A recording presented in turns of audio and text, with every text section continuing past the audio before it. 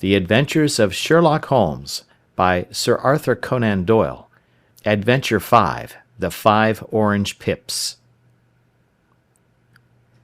When I glance over my notes and records of the Sherlock Holmes cases between the years '82 and '90, I am faced by so many which present strange and interesting features that it is no easy matter to know which to choose and which to leave. Some, however, have already gained publicity through the papers, and others have not offered a field for those peculiar qualities which my friend possessed in so high a degree, and which it is the object of these papers to illustrate.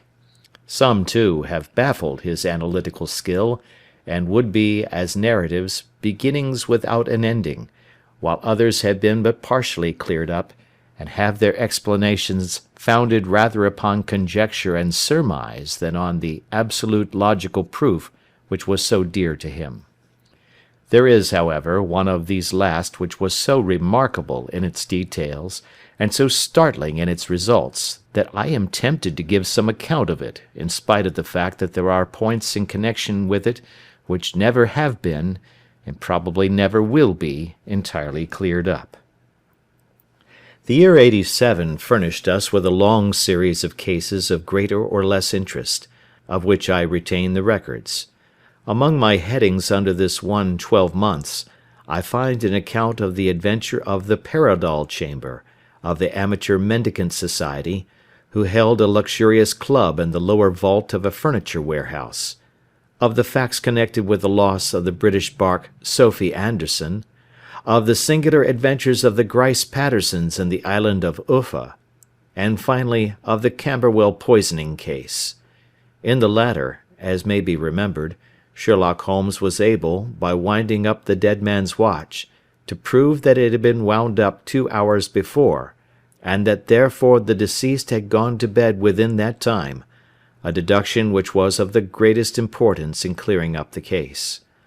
All these I may sketch out at some future date, but none of them present such singular features as the strange train of circumstances which I have now taken up my pen to describe. It was in the latter days of September, and the equinoctial gales had set in with exceptional violence. All day the wind had screamed and the rain had beaten against the windows, so that even here, in the heart of great, hand-made London, we were forced to raise our minds for the instant from the routine of life and to recognize the presence of those great elemental forces which shriek at mankind through the bars of his civilization, like untamed beasts in a cage. As evening drew in, the storm grew higher and louder, and the wind cried and sobbed like a child in the chimney. Sherlock Holmes sat moodily at one side of the fireplace, cross-indexing his records of crime, while I at the other was deep in one of Clark Russell's fine sea stories, until the howl of the gale from without seemed to blend with the text, and the splash of the rain to lengthen out into the long swash of the sea waves. My wife was on a visit to her mother's, and for a few days I was a dweller once more in my old quarters at Baker Street. "Why," said I, glancing up at my companion, "that was surely the bell. Who could come to-night? Some friend of yours, perhaps?" "Except yourself, I have none," he answered. "I do not encourage visitors." "A client, then?" "If so, it is a serious case. Nothing less would bring a man out on such a day and at such an hour. But I take it that it is more likely to be some crony of the landlady's." Sherlock Holmes was wrong in his conjecture, however, for there came a step in the passage and a tapping at the door. He stretched out his long arm to turn the lamp away from himself, and towards the vacant chair upon which a newcomer must sit. "Come in," said he. The man who entered was young, some 22 at the outside, well-groomed and trimly clad, with something of refinement and delicacy in his bearing. The streaming umbrella which he held in his hand, and his long shining waterproof told of the fierce weather through which he had come. He looked about him anxiously in the glare of the lamp, and I could see that his face was pale, and his eyes heavy, like those of a man who is weighed down with some great anxiety. "I owe you an apology," he said, raising his golden pince-nez to his eyes. "I trust that I am not intruding. I fear that I have brought some traces of the storm and rain into your snug chamber." "Give me your coat and umbrella," said Holmes. "They may rest here on the hook, and will be dry presently. You have come up from the southwest, I see." "Yes, from Horsham." "That clay and chalk mixture which I see upon your toe-caps is quite distinctive." "I have come for advice." "That is easily got." "And help." "That is not always so easy." "I have heard of you, Mr. Holmes. I heard from Major Prendergast how you saved him in the Tankerville Club scandal." "Ah, of course. He was wrongfully accused of cheating at cards." "He said that you could solve anything." "He said too much." "That you are never beaten." "I have been beaten 4 times, 3 times by men and once by a woman." "But what is that compared with the number of your successes?" "It is true that I have been generally successful." "Then you may be so with me." "I beg that you will draw your chair up to the fire and favour me with some details as to your case." "It is no ordinary one." "None of those which come to me are. I am the last court of appeal." "And yet I question, sir, whether, in all your experience, you have ever listened to a more mysterious and inexplicable chain of events than those which have happened in my own family." "You fill me with interest," said Holmes. "Pray give us the essential facts from the commencement, and I can afterwards question you as to those details which seem to me to be most important." The young man pulled his chair up and pushed his wet feet out towards the blaze. "My name," said he, "is John Openshaw, but my own affairs have, as far as I can understand, little to do with this awful business. It is a hereditary matter, so in order to give you an idea of the facts I must go back to the commencement of the affair. You must know that my grandfather had 2 sons, my uncle Elias and my father Joseph. My father had a small factory at Coventry, which he enlarged at the time of the invention of bicycling. He was a patentee of the Openshaw unbreakable tire, and his business met with such success that he was able to sell it and to retire upon a handsome competence.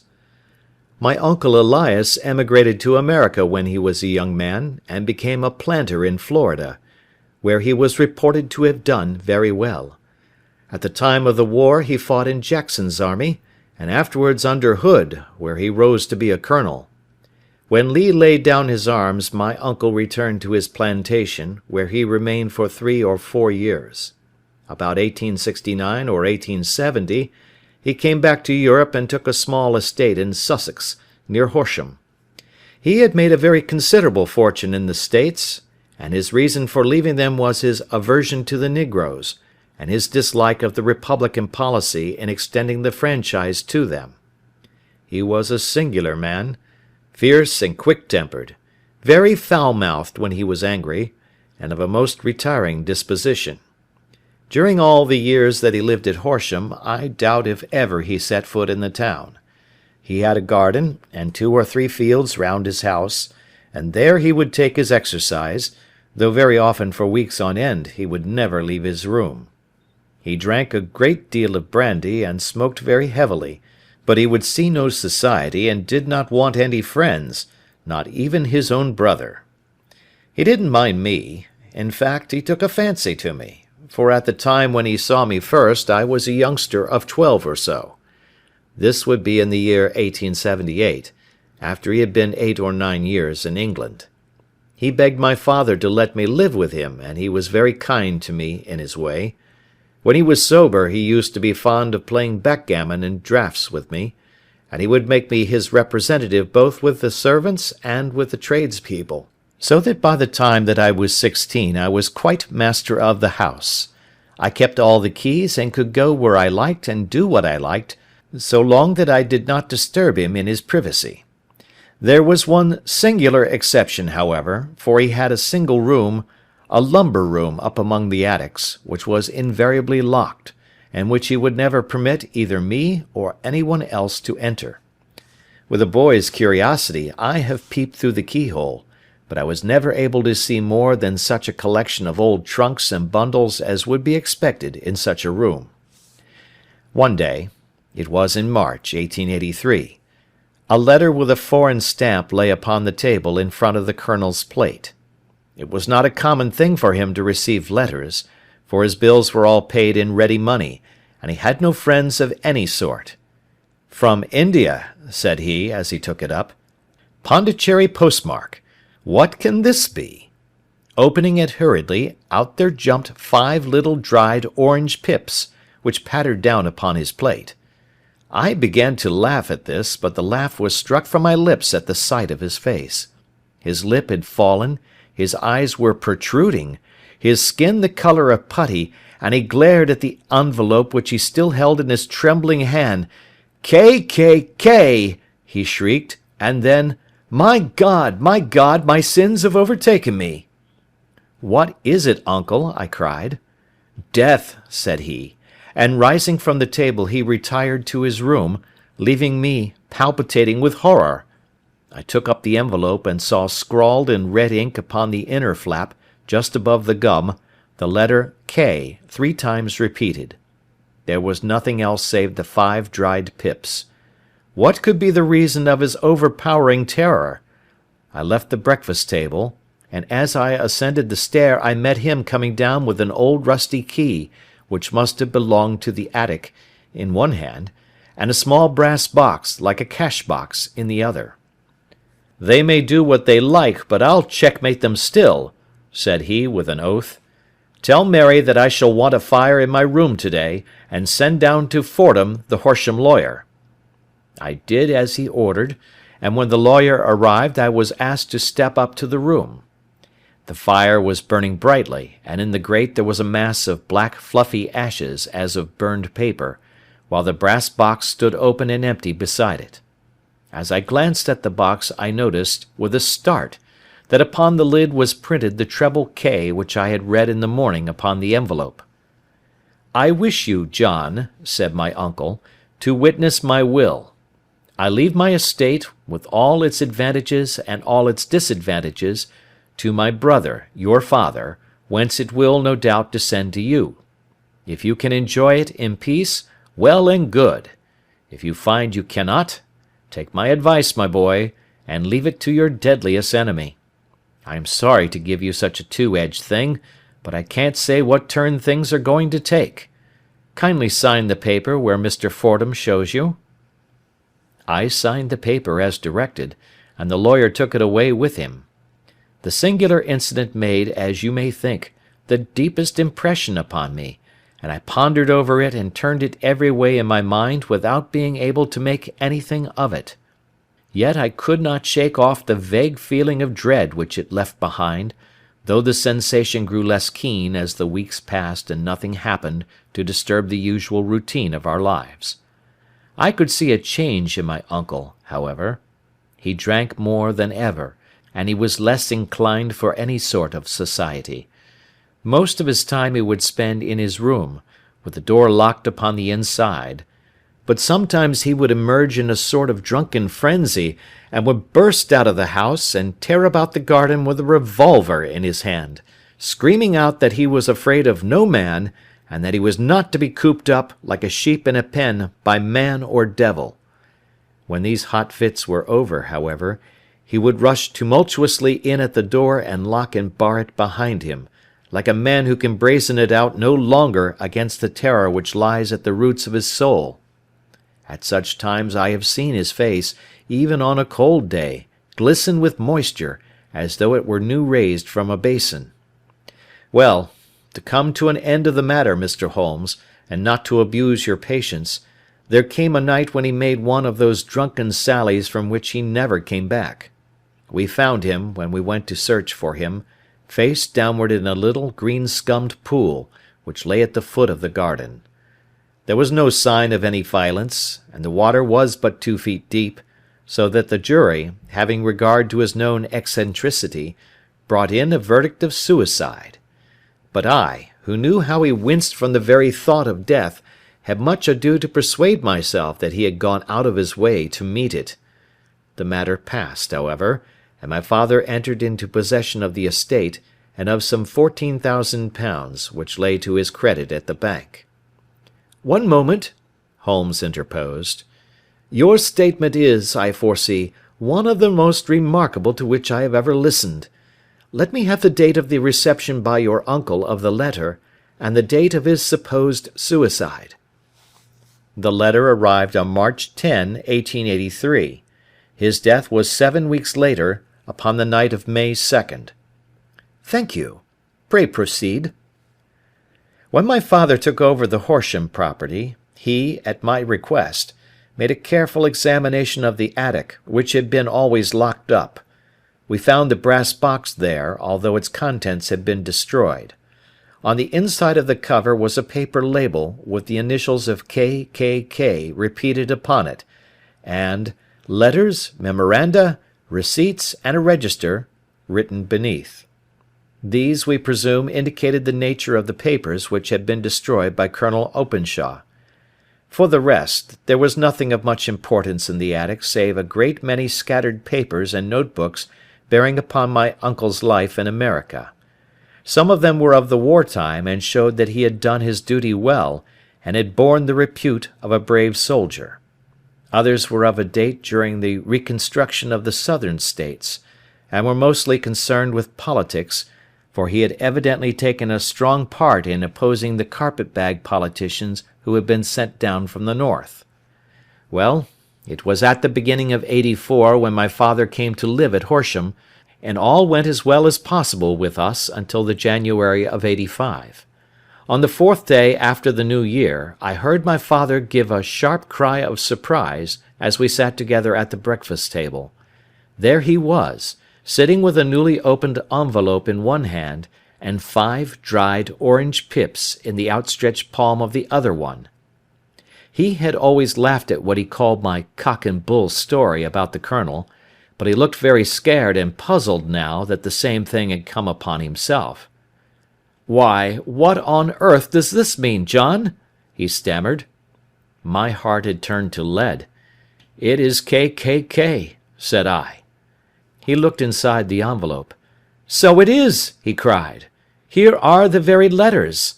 But what is this written above them?" "Put the papers on the sundial," I read, peeping over his shoulder. "What papers? What sundial?" he asked. "The sundial in the garden. There is no other," said I. "But the papers must be those that are destroyed." "Pooh!" said he, gripping hard at his courage.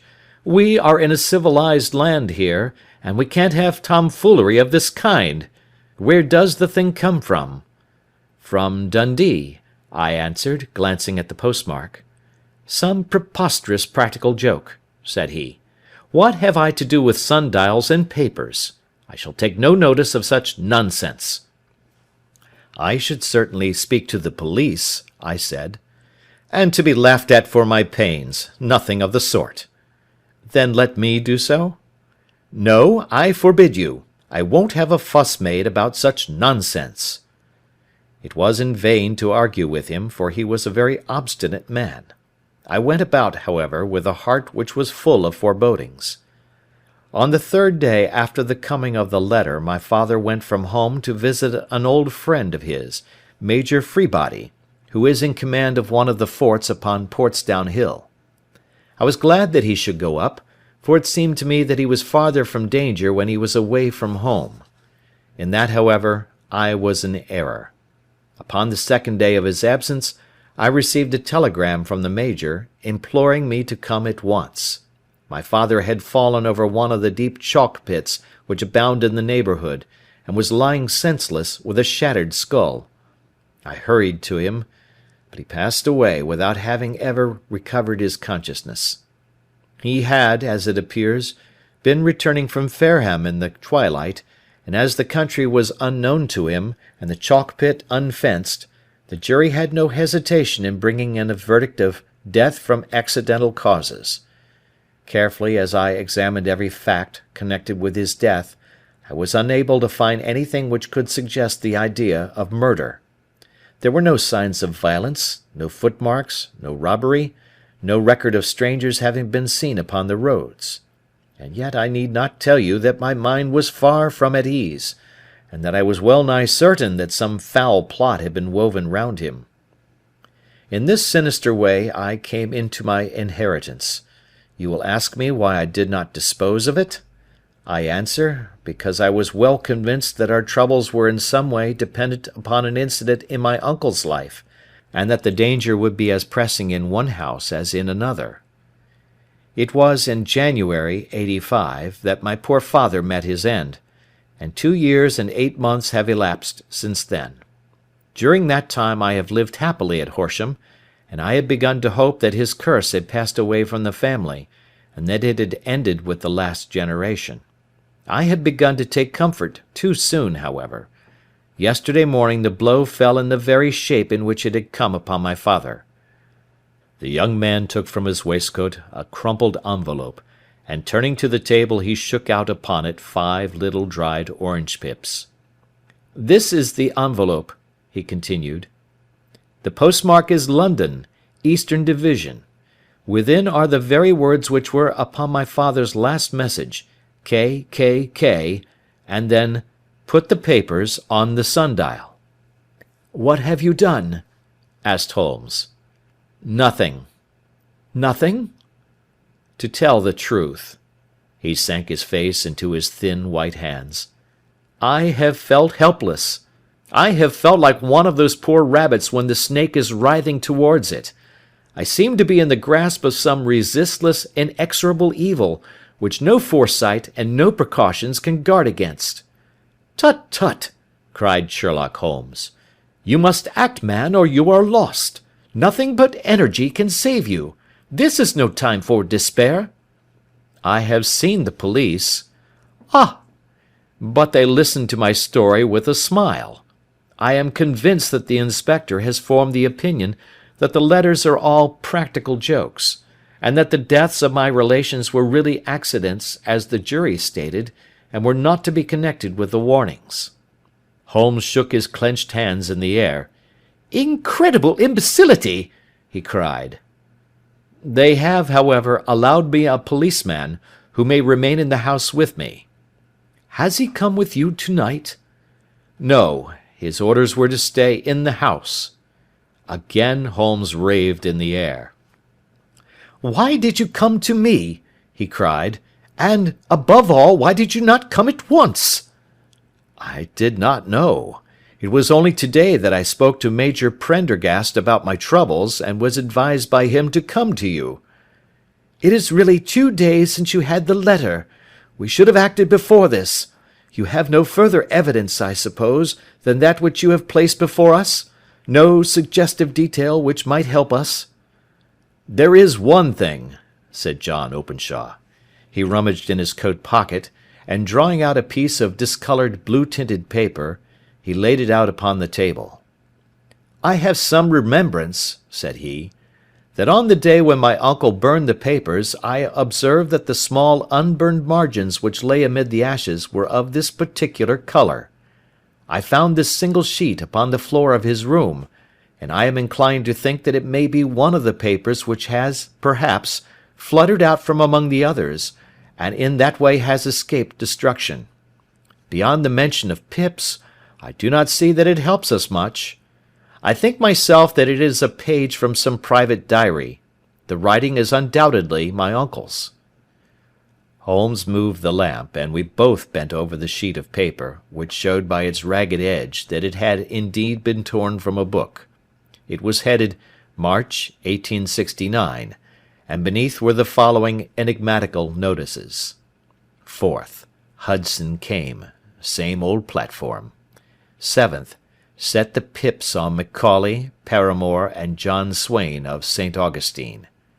9th. Macaulay cleared. 10th. John Swain cleared. 12th. Visited Paramore. All well. "Thank you," said Holmes, folding up the paper and returning it to our visitor. "And now you must on no account lose another instant. We cannot spare time even to discuss what you have told me. You must get home instantly and act." "What shall I do?" "There is but one thing to do. It must be done at once. You must put this piece of paper which you have shown us into the brass box which you have described. You must also put in a note to say that all the other papers were burned by your uncle, and that this is the only one which remains. You must assert that in such words as will carry conviction with them. Having done this, you must at once put the box out upon the sundial as directed. Do you understand?" "Entirely." "Do not think of revenge or anything of the sort at present. I think that we may gain that by means of the law, but we have our web to weave, while theirs is already woven. The first consideration is to remove the pressing danger which threatens you. The second is to clear up the mystery and to punish the guilty parties." "I thank you," said the young man, rising and pulling on his overcoat. "You have given me fresh life and hope. I shall certainly do as you advise." "Do not lose an instant. And, above all, take care of yourself in the meanwhile, for I do not think that there can be a doubt that you are threatened by a very real and imminent danger. How do you go back?" "By train from Waterloo." "It is not yet 9. The streets will be crowded, so I trust that you may be in safety, and yet you cannot guard yourself too closely." "I am armed." "That is well. Tomorrow I shall set to work upon your case." "I shall see you at Horsham, then?" "No, your secret lies in London. It is there that I shall seek it." "Then I shall call upon you in a day, or in 2 days, with news as to the box and the papers. I shall take your advice in every particular." He shook hands with us, and took his leave. Outside the wind still screamed and the rain splashed and pattered against the windows. This strange, wild story seemed to have come to us from amid the mad elements, blown in upon us like a sheet of seaweed in a gale, and now to have been reabsorbed by them once more. Sherlock Holmes sat for some time in silence, with his head sunk forward and his eyes bent upon the red glow of the fire. Then he lit his pipe, and leaning back in his chair he watched the blue smoke rings as they chased each other up to the ceiling. "I think, Watson," he remarked at last, "that of all our cases we have had none more fantastic than this." "Save, perhaps, the sign of 4. "Well, yes, save, perhaps, that. And yet this John Openshaw seems to me to be walking amid even greater perils than did the Sholtos." "But have you," I asked, "formed any definite conception as to what these perils are?" "There can be no question as to their nature," he answered. "Then what are they? Who is this K., and why does he pursue this unhappy family?" Sherlock Holmes closed his eyes and placed his elbows upon the arms of his chair, with his fingertips together. "The ideal reasoner," he remarked, "would, when he had once been shown a single fact in all its bearings, deduce from it not only all the chain of events which led up to it, but also all the results which would follow from it. As Cuvier could correctly describe a whole animal by the contemplation of a single bone, so the observer who has thoroughly understood one link in a series of incidents should be able to accurately state all the other ones, both before and after. We have not yet grasped the results which the reason alone can attain to. Problems may be solved in the study which have baffled all those who have sought a solution by the aid of their senses. To carry the art, however, to its highest pitch, it is necessary that the reasoner should be able to utilize all the facts which have come to his knowledge. And this in itself implies, as you will readily see, a possession of all knowledge, which, even in these days of free education and encyclopedias, is a somewhat rare accomplishment. It is not so impossible, however, that a man should possess all knowledge which is likely to be useful to him in his work, and this I have endeavoured in my case to do. If I remember rightly, you on one occasion, in the early days of our friendship, defined my limits in a very precise fashion." "Yes," I answered, laughing. "It was a singular document. Philosophy, astronomy, and politics were marked at 0, I remember. Botany variable, geology profound as regards the mud stains from any region within 50 miles of town, chemistry eccentric, anatomy unsystematic, sensational literature and crime records unique, violin player, boxer, swordsman, lawyer, and self-poisoner by cocaine and tobacco. Those, I think, were the main points of my analysis." Holmes grinned at the last item. "Well," he said, "I say now, as I said then, that a man should keep his little brain attic stocked with all the furniture that he is likely to use, and the rest he can put away in the lumber room of his library, where he can get it if he wants it. Now, for such a case as the one which has been submitted to us to-night, we need certainly to muster all our resources. Kindly hand me down the letter K of the American Encyclopedia which stands upon the shelf beside you. Thank you. Now let us consider the situation, and see what may be deduced from it. In the first place, we may start with a strong presumption that Colonel Openshaw had some very strong reason for leaving America. Men at his time of life do not change all their habits and exchange willingly the charming climate of Florida for the lonely life of an English provincial town. His extreme love of solitude in England suggests the idea that he was in fear of someone or something, so we may assume as a working hypothesis that it was fear of someone or something which drove him from America. As to what it was he feared, we can only deduce that by considering the formidable letters which were received by himself and his successors. Did you remark the postmarks of these letters? The first was from Pondicherry, the second from Dundee, and the third from London. From East London. What do you deduce from that? They are all seaports, that the writer was on board of a ship. Excellent. We have already a clue. There can be no doubt that the probability, the strong probability, is that the writer was on board of a ship. And now let us consider another point. In the case of Pondicherry, 7 weeks elapsed between the threat and its fulfilment. In Dundee it was only some 3 or 4 days. Does that suggest anything? A greater distance to travel. But the letter had also a greater distance to come. Then I do not see the point. There is at least a presumption that the vessel in which the man or men are is a sailing ship. It looks as if they always send their singular warning or token before them when starting upon their mission. You see how quickly the deed followed the sign when it came from Dundee. If they had come from Pondicherry in a steamer, they would have arrived almost as soon as their letter. But, as a matter of fact, 7 weeks elapsed. I think that those 7 weeks represented the difference between the mail boat which brought the letter and the sailing vessel which brought the writer. It is possible. More than that, it is probable. And now you see the deadly urgency of this new case, and why I urged young Openshaw to caution. The blow has always fallen at the end of the time which it would take the senders to travel the distance. But this one comes from London, and therefore we cannot count upon delay.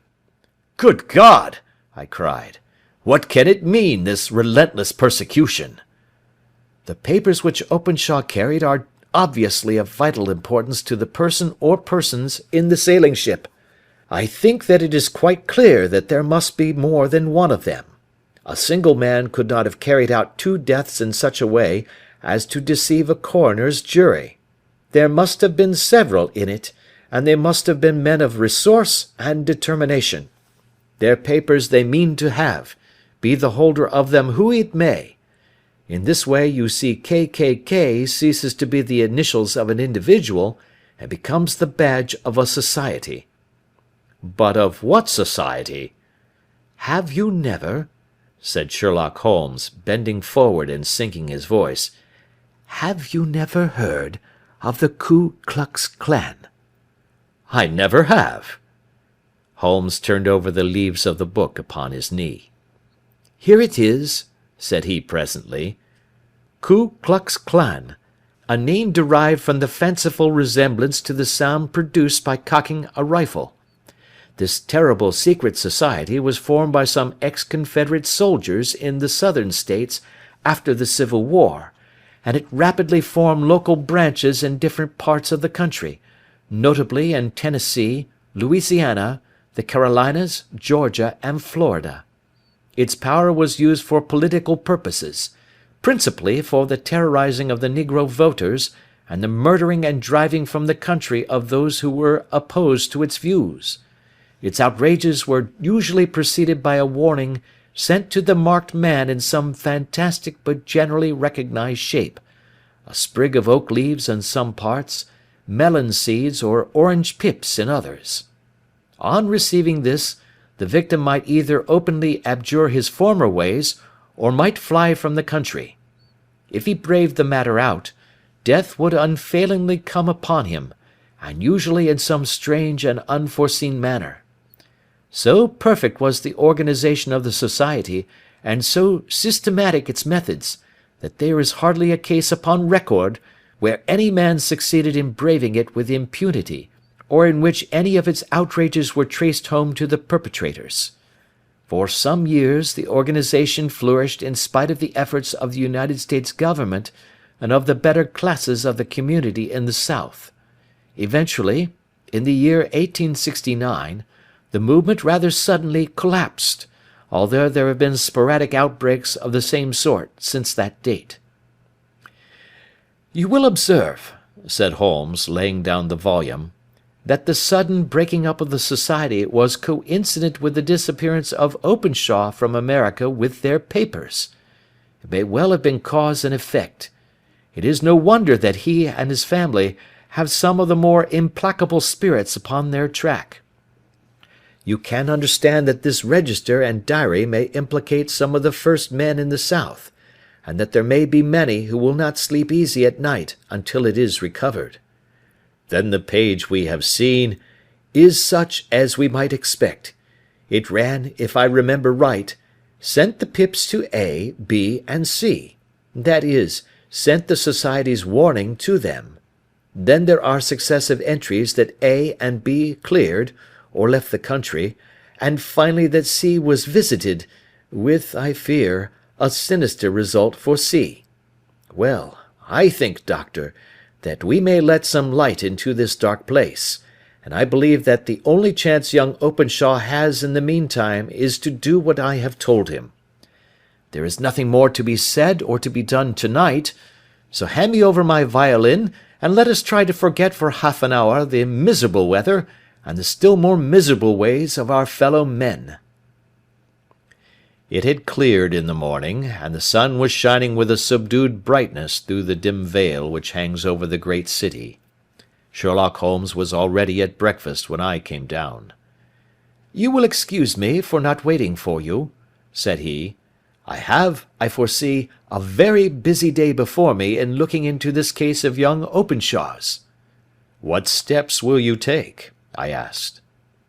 "It will very much depend upon the results of my first inquiries. I may have to go down to Horsham after all." "You will not go there first?" "No, I shall commence with the city. Just ring the bell and the maid will bring up your coffee." As I waited, I lifted the unopened newspaper from the table and glanced my eye over it. It rested upon a heading which sent a chill to my heart. "Holmes!" I cried. "You are too late." "Ah," said he, laying down his cup, "I feared as much. How was it done?" He spoke calmly, but I could see that he was deeply moved. "My eye caught the name of Openshaw, and the heading 'Tragedy near Waterloo Bridge.' Here is the account. Between 9 and 10 last night, Police Constable Cook, of the H Division, on duty near Waterloo Bridge, heard a cry for help and a splash in the water. The night, however, was extremely dark and stormy, so that, in spite of the help of several passers-by, it was quite impossible to effect a rescue. The alarm, however, was given, and by the aid of the water police the body was eventually recovered. It proved to be that of a young gentleman whose name, as it appears from an envelope which was found in his pocket, was John Openshaw, and whose residence is near Horsham. It is conjectured that he may have been hurrying down to catch the last train from Waterloo Station, and that in his haste and the extreme darkness he missed his path and walked over the edge of one of the small landing places for river steamboats.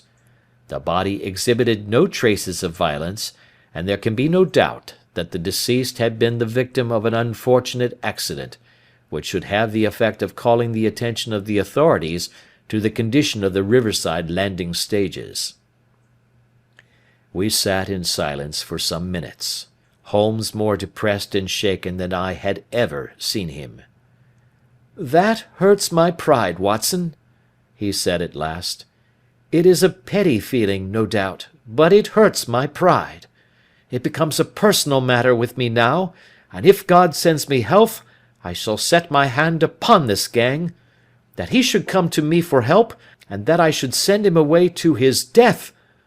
He sprang from his chair, and paced about the room in uncontrollable agitation, with a flush upon his sallow cheeks, and a nervous clasping and unclasping of his long thin hands. "They must be cunning devils," he exclaimed at last. "How could they have decoyed him down there? The embankment is not on the direct line to the station. The bridge no doubt was too crowded, even on such a night, for their purpose. Well, Watson, we shall see who will win in the long run. I am going out now." "To the police?" "No, I shall be my own police. When I have spun the web they may take the flies, but not before." All day I was engaged in my professional work, and it was late in the evening before I returned to Baker Street. Sherlock Holmes had not come back yet. It was nearly 10 o'clock before he entered, looking pale and worn. He walked up to the sideboard, and tearing a piece from the loaf he devoured it voraciously, washing it down with a long draught of water. "You are hungry," I remarked. "Starving. It had escaped my memory. I have had nothing since breakfast." "Nothing?" "Not a bite. I had no time to think of it." "And how have you succeeded?" "Well." "You have a clue?" "I have them in the hollow of my hand. Young Openshaw shall not long remain unavenged. Why, Watson, let us put their own devilish trademark upon them. It is well thought of." "What do you mean?" He took an orange from the cupboard, and tearing it to pieces he squeezed out the pips upon the table. Of these he took 5 and thrust them into an envelope. On the inside of the flap he wrote S.H. for J.O. Then he sealed it and addressed it to Captain James Calhoun, Bark Lone Star, Savannah, Georgia. "This will await him when he enters port," said he, chuckling. "It may give him a sleepless night. He will find it as sure a precursor of his fate as Openshaw did before him." "And who is this Captain Calhoun?" "The leader of the gang. I shall have the others, but he first." "How did you trace it, then?"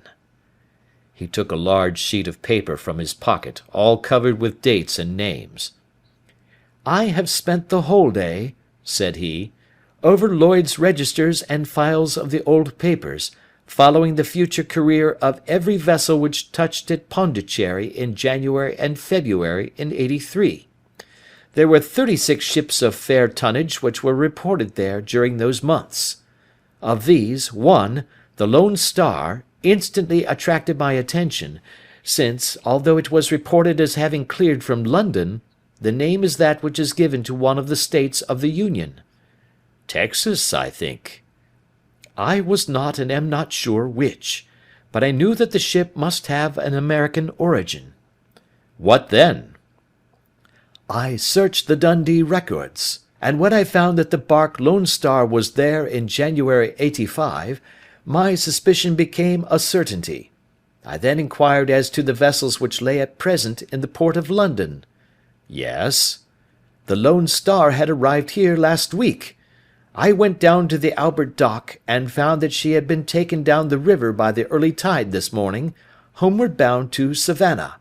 I wired to Gravesend, and learned that she had passed some time ago, and as the wind is easterly, I have no doubt that she is now past the Goodwins and not very far from the Isle of Wight." "What will you do, then?" "Oh, I have my hand upon him. He and the 2 mates are, as I learn, the only native-born Americans in the ship. The others are Finns and Germans. I know also that they were all 3 away from the ship last night. I had it from the stevedore who has been loading their cargo.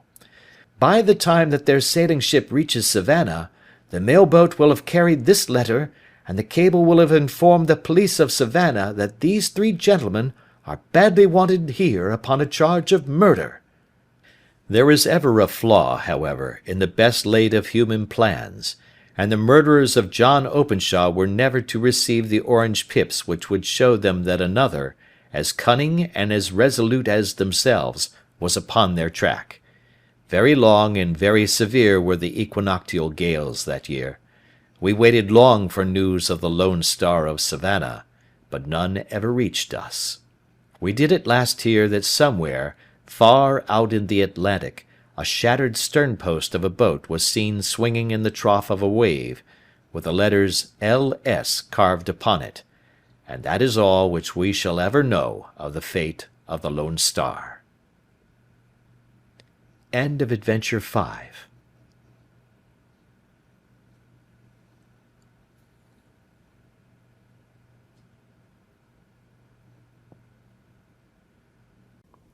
The Adventures of Sherlock Holmes, by Sir Arthur Conan Doyle. Adventure 6, The Man with the Twisted Lip. Isa Whitney, brother of the late Elias Whitney, D.D., principal of the Theological College of St. George's, was much addicted to opium. The habit grew upon him, as I understand, from some foolish freak when he was at college, for having read De Quincey's description of his dreams and sensations, he had drenched his tobacco with laudanum in an attempt to produce the same effects. He found, as so many more have done, that the practice is easier to attain than to get rid of, and for many years he continued to be a slave to the drug, an object of mingled horror and pity to his friends and relatives. I can see him now, with yellow pasty face, drooping lids, and pinpoint pupils, all huddled in a chair, the wreck and ruin of a noble man. One night, it was in June '89, there came a ring to my bell, about the hour when a man gives his first yawn and glances at the clock. I sat up in my chair, and my wife laid her needlework down in her lap and made a little face of disappointment. "A patient," said she. "You'll have to go out." I groaned, for I was newly come back from a weary day. We heard the door open, a few hurried words, and then quick steps upon the linoleum. Our own door flew open, and a lady, clad in some dark-coloured stuff, with a black veil, entered the room. "You will excuse my calling so late," she began, and then, suddenly losing her self-control, she ran forward, threw her arms about my wife's neck, and sobbed upon her shoulder. "Oh, I'm in such trouble!" she cried. "I do so want a little help." "Why," said my wife, pulling up her veil, "it is Kate Whitney. How you startled me, Kate! I had not an idea who you were when you came in." "I don't know what to do, so I came straight to you." That was always the way. Folk who were in grief came to my wife like birds to a lighthouse. "It was very sweet of you to come. Now, you must have some wine and water, and sit here comfortably and tell us all about it.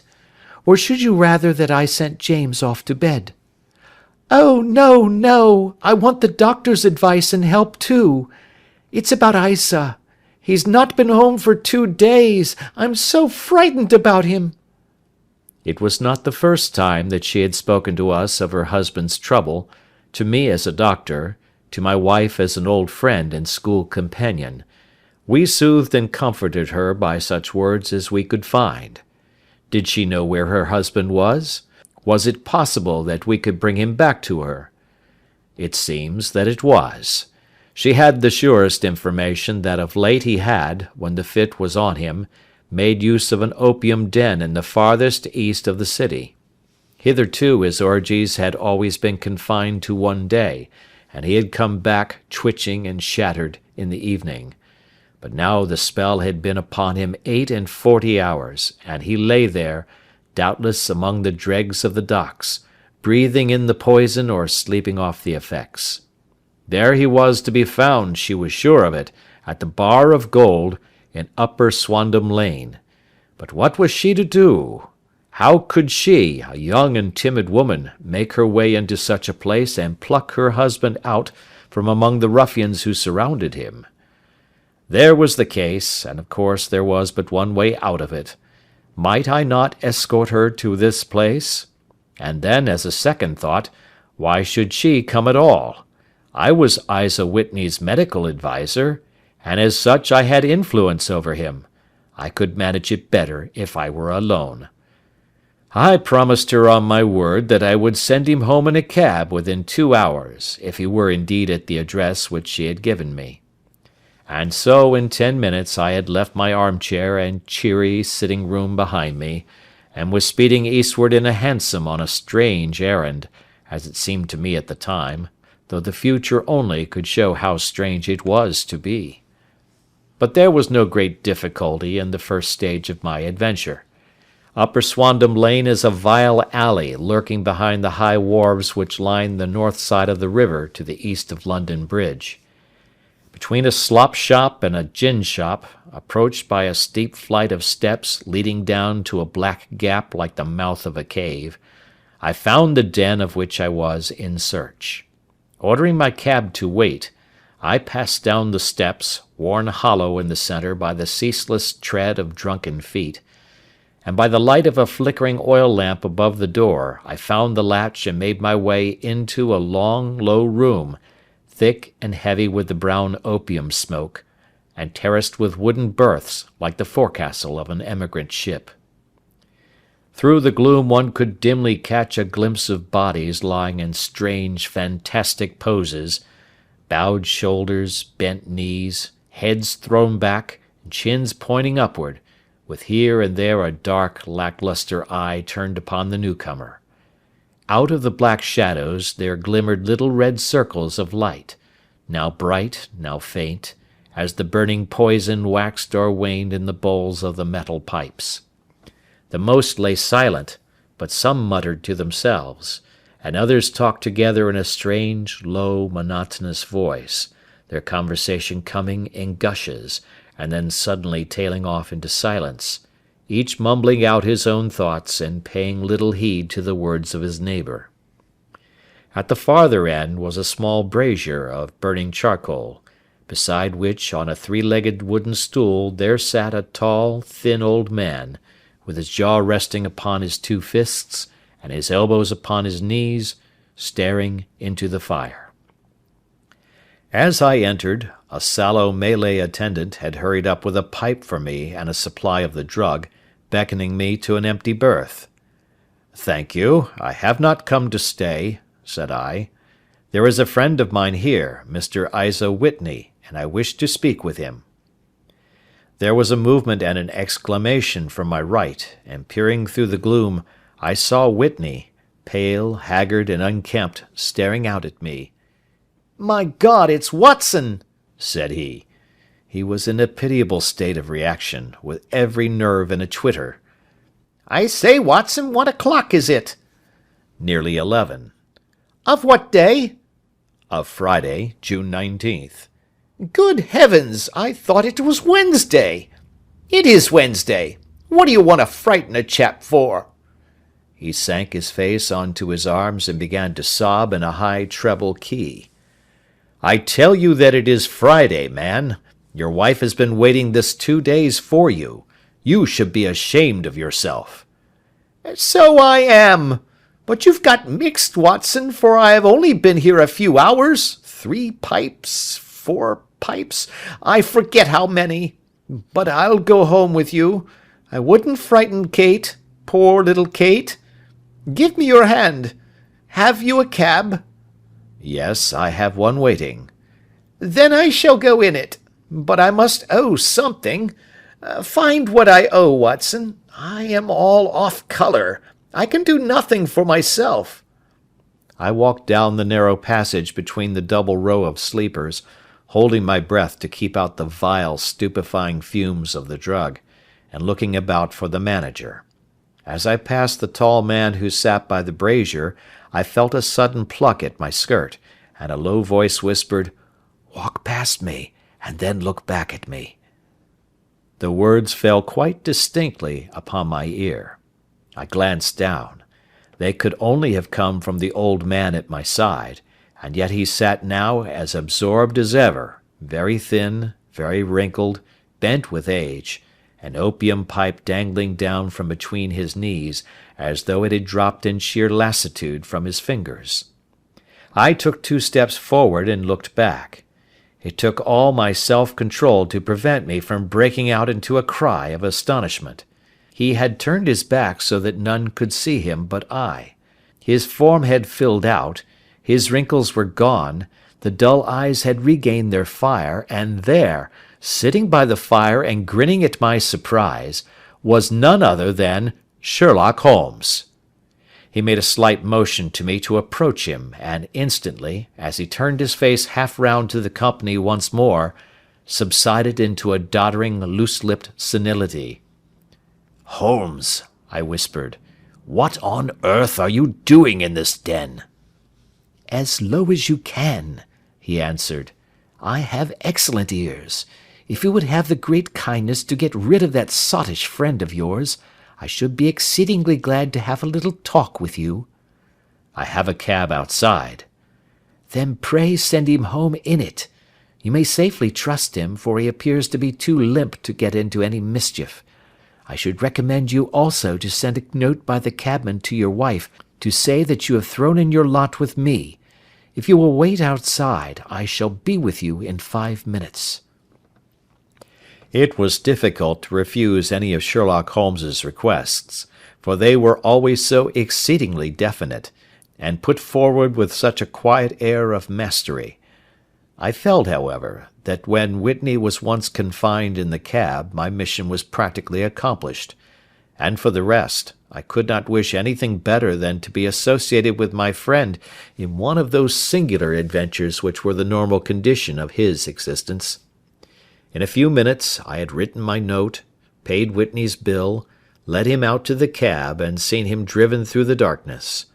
In a very short time a decrepit figure had emerged from the opium den, and I was walking down the street with Sherlock Holmes. For 2 streets he shuffled along with a bent back and an uncertain foot. Then, glancing quickly round, he straightened himself out and burst into a hearty fit of laughter. "I suppose, Watson," said he, "that you imagine that I have added opium smoking to cocaine injections, and all the other little weaknesses on which you have favoured me with your medical views." "I was certainly surprised to find you there." "But not more so than I to find you." "I came to find a friend." "And I to find an enemy."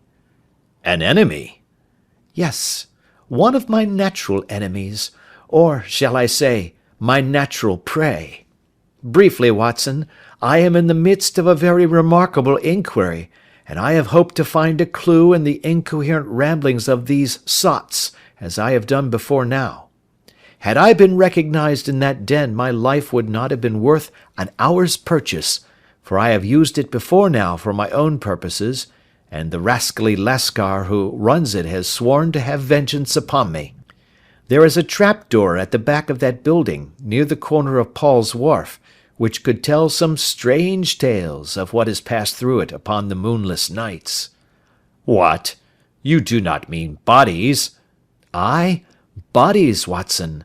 We should be rich men if we had £1,000 for every poor devil who has been done to death in that den. It is the vilest murder trap on the whole riverside, and I fear that Neville St. Clair has entered it never to leave it more. But our trap should be here."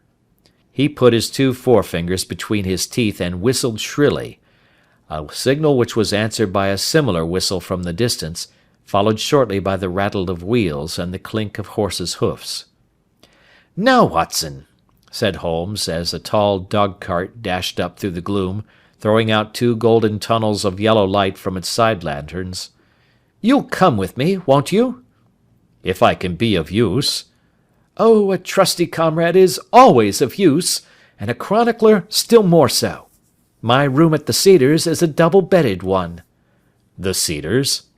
"Yes, that is Mr. St. Clair's house. I am staying there while I conduct the inquiry." "Where is it, then?" "Near Lee, in Kent. We have a 7-mile drive before us." "But I am all in the dark." "Of course you are. You'll know all about it presently. Jump up here. All right, John, we shall not need you. Here's half a crown. Look out for me tomorrow about 11. Give her head. So long, then." He flicked the horse with his whip, and we dashed away through the endless succession of sombre and deserted streets, which widened gradually until we were flying across a broad balustraded bridge, with the murky river flowing sluggishly beneath us. Beyond lay another dull wilderness of bricks and mortar, its silence broken only by the heavy, regular footfall of the policemen, or the songs and shouts of some belated party of revellers. A dull wrack was drifting slowly across the sky, and a star or 2 twinkled dimly here and there through the rifts of the clouds. Holmes drove in silence, with his head sunk upon his breast, and the air of a man who is lost in thought, while I sat beside him, curious to learn what this new quest might be which seemed to tax his powers so sorely, and yet afraid to break in upon the current of his thoughts. We had driven several miles, and were beginning to get to the fringe of the belt of suburban villas, when he shook himself, shrugged his shoulders, and lit up his pipe with the air of a man who has satisfied himself that he is acting for the best. "You have a grand gift of silence, Watson," said he. "It makes you quite invaluable as a companion. 'Pon my word, it is a great thing for me to have someone to talk to, for my own thoughts are not over-pleasant. I was wondering what I should say to this dear little woman to-night when she meets me at the door." "You forget that I know nothing about it." "I shall just have time to tell you the facts of the case before we get to Lee. It seems absurdly simple, and yet, somehow I can get nothing to go upon. There's plenty of thread, no doubt, but I can't get the end of it into my hand. Now, I'll state the case clearly and concisely to you, Watson, and maybe you can see a spark where all is dark to me." "Proceed, then." "Some years ago, to be definite, in May 1884, there came to Lee a gentleman, Neville St. Clair by name, who appeared to have plenty of money. He took a large villa, laid out the grounds very nicely, and lived generally in good style. By degrees he made friends in the neighbourhood, and in 1887 he married the daughter of a local brewer, by whom he now has 2 children. He had no occupation, but was interested in several companies, and went into town, as a rule, in the morning, returning by the 5:14 from Cannon Street every night. Mr. St. Clair is now 37 years of age, is a man of temperate habits, a good husband, a very affectionate father, and a man who is popular with all who know him. I may add that his whole debts at the present moment, as far as we have been able to ascertain, amount to £88 10s, while he has £220 standing to his credit in the Capital and Counties Bank. There is no reason, therefore, to think that money troubles have been weighing upon his mind. Last Monday Mr. Neville St. Clair went into town rather earlier than usual, remarking before he started that he had 2 important commissions to perform, and that he would bring his little boy home a box of bricks. Now, by the merest chance, His wife received a telegram upon this same Monday, very shortly after his departure, to the effect that a small parcel of considerable value which she had been expecting was waiting for her at the offices of the Aberdeen Shipping Company. Now, if you are well up in your London, you will know that the office of the company is in Fresno Street, which branches out of Upper Swandam Lane, where you found me to-night. Mrs. St. Clair had her lunch, started for the city, did some shopping, proceeded to the company's office, got her packet, and found herself at exactly 4:35 walking through Swandam Lane on her way back to the station. Have you followed me so far? It is very clear. If you remember, Monday was an exceedingly hot day, and Mrs. St. Clair walked slowly, glancing about in the hope of seeing a cab, as she did not like the neighbourhood in which she found herself. While she was walking in this way down Swandam Lane, she suddenly heard an ejaculation or cry, and was struck cold to see her husband looking down at her and, as it seemed to her, beckoning to her from a second-floor window. The window was open, and she distinctly saw his face, which she describes as being terribly agitated. He waved his hands frantically to her, and then vanished from the window so suddenly that it seemed to her that he had been plucked back by some irresistible force from behind. One singular point, which struck her quick feminine eye, was that although he wore some dark coat, such as he had started to town in, he had on neither collar nor necktie. Convinced that something was amiss with him, she rushed down the steps, for the house was none other than the opium den in which you found me to-night, and running through the front room, she attempted to ascend the stairs which led to the first floor. At the foot of the stairs, however, she met this Lascar scoundrel of whom I have spoken, who thrust her back, and, aided by a Dane, who acts as assistant there, pushed her out into the street. Filled with most maddening doubts and fears, she rushed down the lane, and by rare good fortune, met in Fresno Street a number of constables with an inspector, all on their way to their beat. The inspector and two men accompanied her back, and in spite of the continued resistance of the proprietor, they made their way to the room in which Mr. St. Clair had last been seen. There was no sign of him there. In fact, in the whole of that floor, there was no one to be found save a crippled wretch of hideous aspect, who, it seems, made his home there. Both he and the Lascar stoutly swore that no one else had been in the front room during the afternoon. So determined was their denial that the inspector was staggered, and had almost come to believe that Mrs. St. Clair had been deluded when, with a cry, she sprang at a small deal box which lay upon the table, and tore the lid from it. Out there fell a cascade of children's bricks. It was the toy which he had promised to bring home. This discovery, and the evident confusion which the cripple showed, made the inspector realize that the matter was serious. The rooms were carefully examined, and results all pointed to an abominable crime. The front room was plainly furnished as a sitting room, and led into a small bedroom, which looked out upon the back of one of the wharves. Between the wharf and the bedroom window is a narrow strip, which is dry at low tide, but is covered at high tide with at least 4½ feet of water. The bedroom window was a broad one and opened from below. On examination, traces of blood were to be seen upon the window-sill, and several scattered drops were visible upon the wooden floor of the bedroom. Thrust away behind a curtain in the front room were all the clothes of Mr. Neville St. Clair, with the exception of his coat. His boots, his socks, his hat, and his watch, all were there. There were no signs of violence upon any of these garments, and there were no other traces of Mr. Neville St. Clair.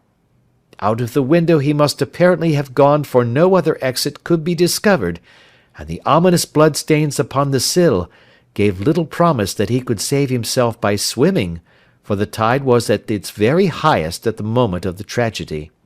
And now, as to the villains who seemed to be immediately implicated in the matter.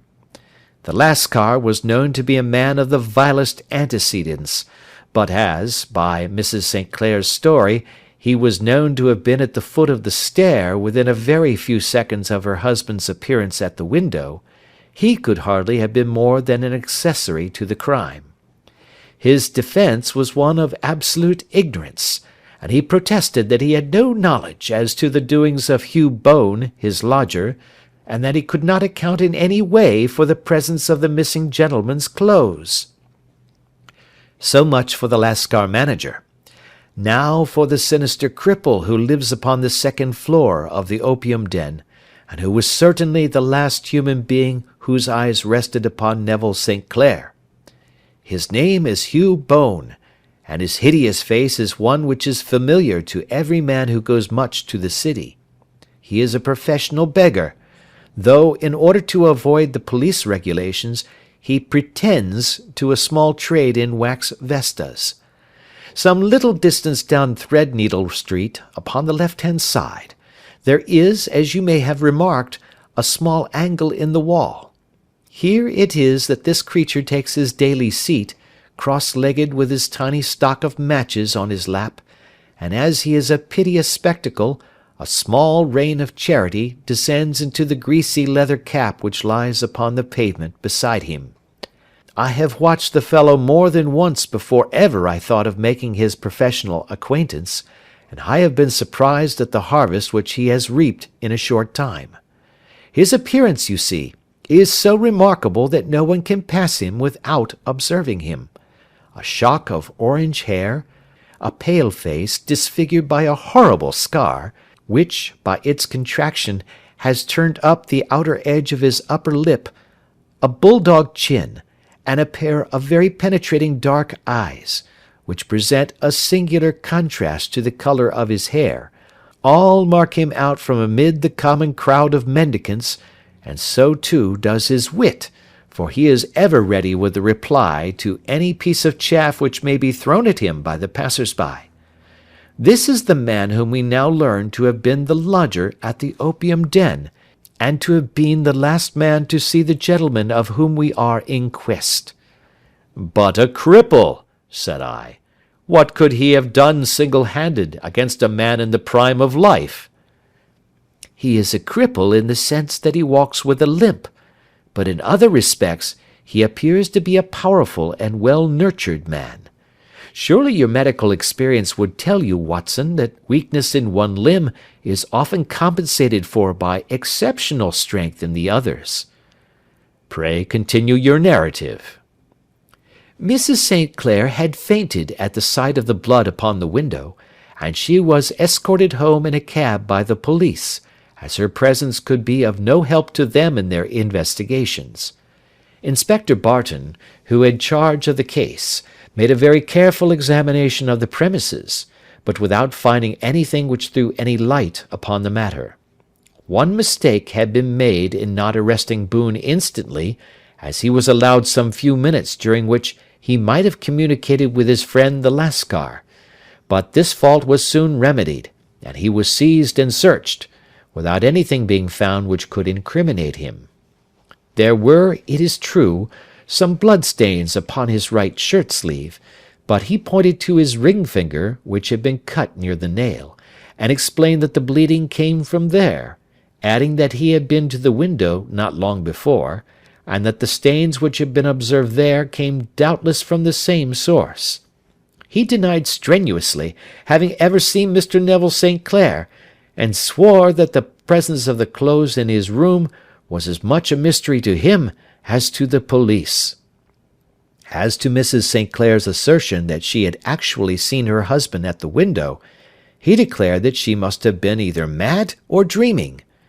He was removed, loudly protesting, to the police station, while the inspector remained upon the premises in the hope that the ebbing tide might afford some fresh clue. And it did, though they hardly found upon the mud-bank what they had feared to find. It was Neville St. Clair's coat, and not Neville St. Clair, which lay uncovered as the tide receded. And what do you think they found in the pockets? I cannot imagine. No, I don't think you would guess. Every pocket stuffed with pennies and halfpennies, 421 pennies and 270 halfpennies. It was no wonder that it had not been swept away by the tide. But a human body is a different matter. There is a fierce eddy between the wharf and the house. It seemed likely enough that the weighted coat had remained when the stripped body had been sucked away into the river. But I understand that all the other clothes were found in the room. Would the body be dressed in a coat alone? No, sir, but the facts must be met speciously enough. Suppose that this man Boone had thrust Neville St. Clair through the window, there is no human eye which could have seen the deed. What would he do then? It would of course instantly strike him that he must get rid of the tell-tale garments. He would seize the coat then, and be in the act of throwing it out, when it would occur to him that it would swim and not sink. He has little time, for he has heard the scuffle downstairs when the wife tried to force her way up, and perhaps he has already heard from his Lascar confederate that the police are hurrying up the street. There is not an instant to be lost. He rushes to some secret hoard, where he has accumulated the fruits of his beggary, and he stuffs all the coins upon which he can lay his hands into the pockets to make sure of the coat's sinking. He throws it out, and would have done the same with the other garments had not he heard the rush of steps below, and only just had time to close the window when the police appeared. It certainly sounds feasible. Well, we will take it as a working hypothesis for want of a better. Boone, as I have told you, was arrested and taken to the station, but it could not be shown that there had ever before been anything against him. He had for years been known as a professional beggar, but his life appeared to have been a very quiet and innocent one. There the matter stands at present, and the questions which have to be solved: what Neville St. Clair was doing in the opium den, what happened to him when there, where he is now, and what Hugh Boone had to do with his disappearance, are all as far from a solution as ever. I confess that I cannot recall any case within my experience which looked at the first glance so simple, and yet which presented such difficulties. While Sherlock Holmes had been detailing this singular series of events, we had been whirling through the outskirts of the great town until the last straggling houses had been left behind, and we rattled along with a country hedge upon either side of us. Just as he finished, however, we drove through two scattered villages, where a few lights still glimmered in the windows. "We are on the outskirts of Lee," said my companion. "We have touched on 3 English counties in our short drive, starting in Middlesex, passing over an angle of Surrey, and ending in Kent. See that light among the trees? That is the Cedars, and beside that lamp sits a woman whose anxious ears have already, I have little doubt, caught the clink of our horses' feet." "But why are you not conducting the case from Baker Street?" I asked. "Because there are many inquiries which must be made out here. Mrs. St. Clair has most kindly put 2 rooms at my disposal, and you may rest assured that she will have nothing but a welcome for my friend and colleague. I hate to meet her, Watson, when I have no news of her husband. Here we are. Whoa there, whoa!" We had pulled up in front of a large villa which stood within its own grounds. A stable boy had run out to the horse's head, and springing down, I followed Holmes up the small, winding gravel drive which led to the house. As we approached, the door flew open, and a little blonde woman stood in the opening, clad in some sort of light mousseline de sole, with a touch of fluffy pink chiffon at her neck and wrists. She stood with her figure outlined against the flood of light, one hand upon the door, one half raised in her eagerness, her body slightly bent, her head and face protruded, with eager eyes and parted lips, a standing question. "Well?" she cried. "Well?" And then, seeing that there were 2 of us, she gave a cry of hope, which sank into a groan as she saw that my companion shook his head and shrugged his shoulders. "No good news?" "None." No bad? No. Thank God for that. But come in. You must be weary, for you have had a long day. This is my friend Dr. Watson. He has been of most vital use to me in several of my cases, and a lucky chance has made it possible for me to bring him out and associate him with this investigation. I am delighted to see you, said she, pressing my hand warmly. You will, I am sure, forgive anything that may be wanting in our arrangements, when you consider the blow which has come so suddenly upon us. My dear madam, said I am an old campaigner, and if I were not, I can very well see that no apology is needed.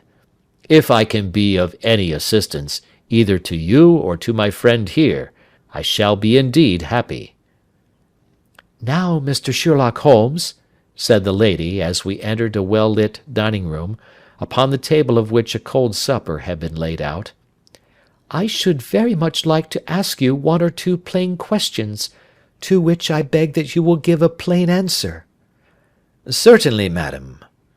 Do not trouble about my feelings. I am not hysterical, nor given to fainting. I simply wish to hear your real opinion. Upon what point? In your heart of hearts, do you think that Neville is alive? Sherlock Holmes seemed to be embarrassed by the question.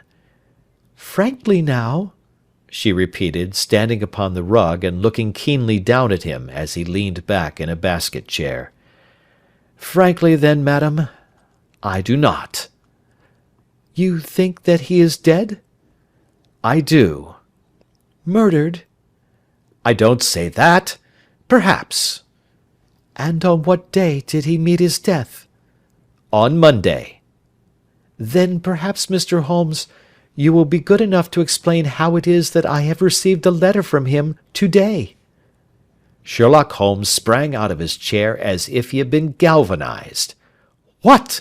He roared. Yes, to-day. She stood smiling, holding up a little slip of paper in the air. May I see it? Certainly. He snatched it from her in his eagerness, and smoothing it out upon the table, he drew over the lamp and examined it intently. I had left my chair and was gazing at it over his shoulder. The envelope was a very coarse one, and was stamped with the Gravesend postmark, and with the date of that very day, or rather of the day before, for it was considerably after midnight. Coarse writing, murmured Holmes. Surely this is not your husband's writing, madam? No, but the enclosure is. I perceive also that whoever addressed the envelope had to go and inquire as to the address. How can you tell that? The name, you see, is in perfectly black ink, which has dried itself. The rest is of a greyish colour, which shows that blotting paper has been used. If it had been written straight off and then blotted, none would be of a deep black shade. This man has written the name, and there has then been a pause before he wrote the address, which can only mean that he was not familiar with it. It is, of course, a trifle, but there is nothing so important as trifles. Now, let us now see the letter. Ha! There has been an enclosure here. Yes, there was a ring, his signet ring. And you are sure that this is your husband's hand? One of his hands. One? His hand when he wrote hurriedly. It is very unlike his usual writing, and yet I know it well. Dearest, do not be frightened. All will come well. There is a huge error which it may take some time to rectify. Wait in patience. Neville. Written in pencil upon the fly-leaf of a book, octavo size, no watermark. Posted today in Gravesend by a fellow with a dirty thumb. Ha! And the flap has been gummed, if I am not very much in error, by a person who has been chewing tobacco. And you have no doubt that it is your husband's hand, madam? None. Neville wrote these words. And they were posted to-day at Gravesend. Well, Mrs. St. Clair, the clouds lighten, though I should not venture to say that the danger is over. But he must be alive, Mr. Holmes. Unless this is a clever forgery to put us on the wrong scent. The ring, after all, proves nothing. It may have been taken from him. No, no, it is. It is his very own writing. Very well. It may, however, have been written on Monday and only posted today. That is possible. If so, much may have happened between. Oh, you must not discourage me, Mr. Holmes. I know that all is well with him. There is so keen a sympathy between us that I should know if evil came upon him. On the very day that I saw him last, he cut himself in the bedroom, and yet I in the dining-room rushed upstairs instantly with the utmost certainty that something had happened. Do you think that I would respond to such a trifle, and yet be ignorant of his death? I have seen too much not to know that the impression of a woman may be more valuable than the conclusion of an analytical reasoner. And in this letter you certainly have a very strong piece of evidence to corroborate your view. But if your husband is alive and able to write letters, why should he remain away from you? I cannot imagine. It is unthinkable. And on Monday he made no remarks before leaving you? No. And you were surprised to see him in Swandam Lane? Very much so. Was the window open? Yes. Then he might have called to you? He might. He only, as I understand, gave an inarticulate cry. Yes.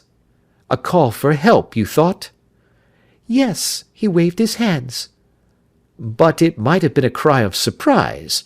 Astonishment at the unexpected sight of you might cause him to throw up his hands? It is possible. And you thought he was pulled back? He disappeared so suddenly. He might have leaped back. You did not see anyone else in the room? No, but this horrible man confessed to having been there, and the Lascar was at the foot of the stairs. Quite so. Your husband, as far as you could see, had his ordinary clothes on? But without his collar or tie. I distinctly saw his bare throat. Had he ever spoken of Swandam Lane? Never. Had he ever showed any signs of having taken opium? Never. Thank you, Mrs. St. Clair. Those are the principal points about which I wish to be absolutely clear. We shall now have a little supper and then retire, for we may have a very busy day tomorrow. A large and comfortable double-bedded room had been placed at our disposal, and I was quickly between the sheets, for I was weary after my night of adventure. Sherlock Holmes was a man, however, who, when he had an unsolved problem upon his mind, would go for days, and even for a week, without rest, turning it over, rearranging his facts, looking at it from every point of view until he had either fathomed it or convinced himself that his data were insufficient. It was soon evident to me that he was now preparing for an all-night sitting. He took off his coat and waistcoat, put on a large blue dressing-gown, and then wandered about the room collecting pillows from his bed and cushions from the sofa and armchairs. With these he constructed a sort of Eastern divan, upon which he perched himself cross-legged, with an ounce of shag tobacco and a box of matches laid out in front of him. In the dim light of the lamp I saw him sitting there, an old briar pipe between his lips, his eyes fixed vacantly upon the corner of the ceiling, the blue smoke curling up from him, silent, motionless, and the light shining upon his strong-set aquiline features. So he sat as I dropped off to sleep, and so he sat when a sudden ejaculation caused me to wake up, and I found the summer sun shining into the apartment. The pipe was still between his lips, the smoke still curled upward, and the room was full of a dense tobacco haze, but nothing remained of the heap of shag which I had seen upon the previous night. "Awake, Watson?" he asked. "Yes." "Game for a morning drive?" "Certainly." "Then dress.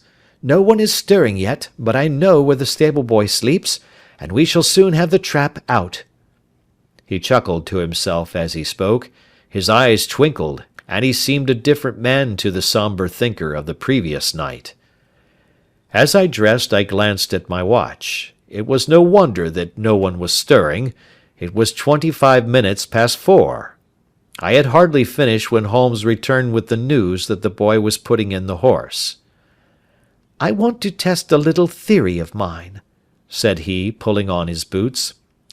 "I think, Watson, that you are now standing in the presence of one of the most absolute fools in Europe. I deserve to be kicked from here to Charing Cross, but I think I have the key of the affair now." "And where is it?" I asked, smiling. "In the bathroom," he answered. "Oh, yes, I am not joking," he continued, seeing my look of incredulity. "I have just been there, and I have taken it out, and I have got it in this Gladstone bag. Come on, my boy, and we shall see whether it will fit the lock." We made our way downstairs as quietly as possible, and out into the bright morning sunshine. In the road stood our horse and trap, with the half-clad stable-boy waiting at the head. We both sprang in, and away we dashed down the London road. A few country carts were stirring, bearing in vegetables to the metropolis, but the lines of villas on either side were as silent and lifeless as some city in a dream.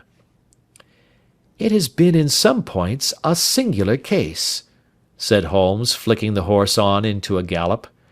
"I confess that I have been as blind as a mole, but it is better to learn wisdom late than never to learn it at all." In town, the earliest risers were just beginning to look sleepily from their windows as we drove through the streets of the Surrey side. Passing down the Waterloo Bridge Road, we crossed over the river, and dashing up Wellington Street, wheeled sharply to the right and found ourselves in Bow Street. Sherlock Holmes was well known to the force, and the two constables at the door saluted him. One of them held the horse's head, while the other led us in. "Who is on duty?" asked Holmes. "Inspector Bradstreet, sir." "Ah, Bradstreet, how are you?" A tall, stout official had come down the stone-flagged passage in a peaked cap and frogged jacket. "I wish to have a quiet word with you, Bradstreet." "Certainly, Mr. Holmes. Step into my room here." It was a small office-like room, with a huge ledger upon the table, and a telephone projecting from the wall. The inspector sat down at his desk. "What can I do for you, Mr. Holmes?" "I called about that beggarman, Boone, the one who was charged with being concerned in the disappearance of Mr. Neville St. Clair, of Lee." "Yes, he was brought up and remanded for further inquiries." "So I heard. You have him here?" "In the cells." "Is he quiet?" "Oh, he gives no trouble, but he is a dirty scoundrel." "Dirty?" "Yes, it is all we can do to make him wash his hands, and his face is as black as a tinker's. Well, when once his case has been settled, he will have a regular prison bath, and I think if you saw him, you would agree with me that he needed it."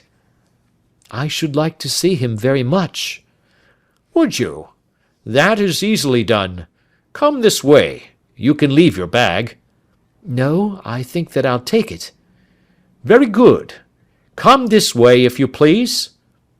He led us down a passage, opened a barred door, passed down a winding stair, and brought us to a whitewashed corridor with a line of doors on each side.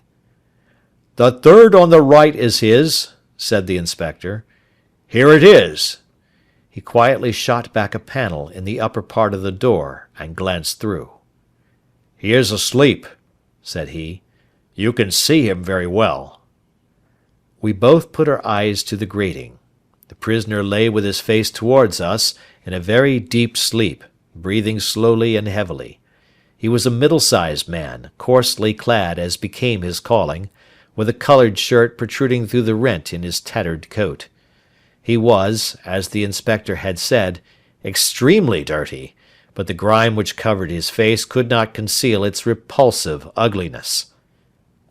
A broad wheal from an old scar ran right across it from eye to chin, and by its contraction had turned up one side of the upper lip, so that 3 teeth were exposed in a perpetual snarl. A shock of very bright red hair grew low over his eyes and forehead. "He's a beauty, isn't he?" said the inspector. "He certainly needs a wash," remarked Holmes. "I had an idea that he might, and I took the liberty of bringing the tools with me." He opened the Gladstone bag as he spoke, and took out, to my astonishment, a very large bath sponge. "Ha! You are a funny one," chuckled the inspector. "Now, if you will have the great goodness to open that door very quietly, we will soon make him cut a much more respectable figure." "Well, I don't know why not," said the inspector. "He doesn't look a credit to the Bow Street cells, does he?" He slipped his key into the lock, and we all very quietly entered the cell. The sleeper half turned and then settled down once more into a deep slumber. Holmes stooped to the water jug, moistened his sponge, and then rubbed it twice vigorously across and down the prisoner's face. "Let me introduce you," he shouted, "to Mr. Neville St. Clair of Lee in the county of Kent." Never in my life had I seen such a sight. The man's face peeled off under the sponge like the bark from a tree. Gone was the coarse brown tint. Gone, too, was the horrid scar which had seamed it across, and the twisted lip which had given the repulsive sneer to the face. A twitch brought away the tangled red hair, and there, sitting up in his bed, was a pale, sad-faced, refined-looking man, black-haired and smooth-skinned, rubbing his eyes and staring about him with sleepy bewilderment. Then suddenly realizing the exposure, he broke into a scream and threw himself down with his face to the pillow. "Good heavens!" cried the inspector. "It is indeed the missing man! I know him from the photograph." The prisoner turned with the reckless air of a man who abandons himself to his destiny. "Be it so," said he. "And pray, what am I charged with?" "With making away with Mr. Neville St. Oh, come, you can't be charged with that unless they make a case of attempted suicide of it," said the inspector with a grin. "Well, I've been 27 years in the force, but this takes the cake." "If I am Mr. Neville St. Clair, then it is obvious that no crime has been committed, and that therefore I am illegally detained." "No crime, but a very great error has been committed," said Holmes. "You would have done better to have trusted your wife." "It was not the wife, it was the children," groaned the prisoner. "God help me, I would not have them ashamed of their father. My God, what an exposure!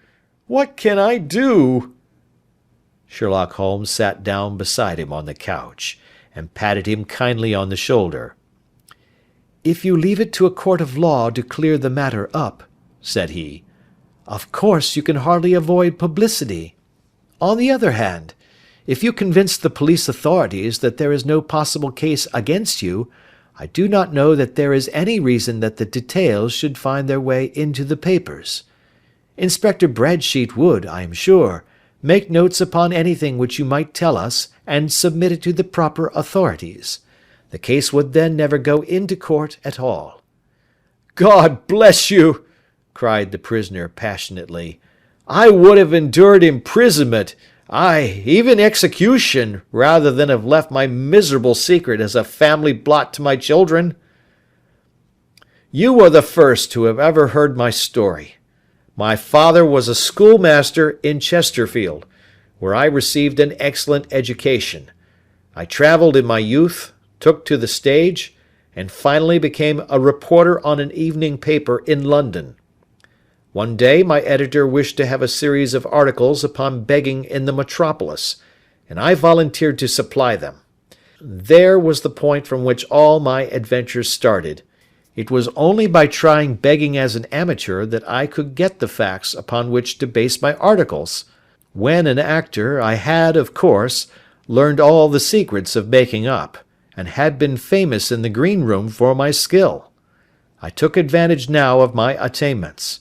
I painted my face, and to make myself as pitiable as possible, I made a good scar and fixed one side of my lip in a twist by the aid of a small slip of flesh-coloured plaster. Then, with a red head of hair, and an appropriate dress, I took my station in the business part of the city, ostensibly as a match-seller, but really as a beggar. For 7 hours I plied my trade, and when I returned home in the evening, I found to my surprise that I had received no less than 26 shillings 4 pence.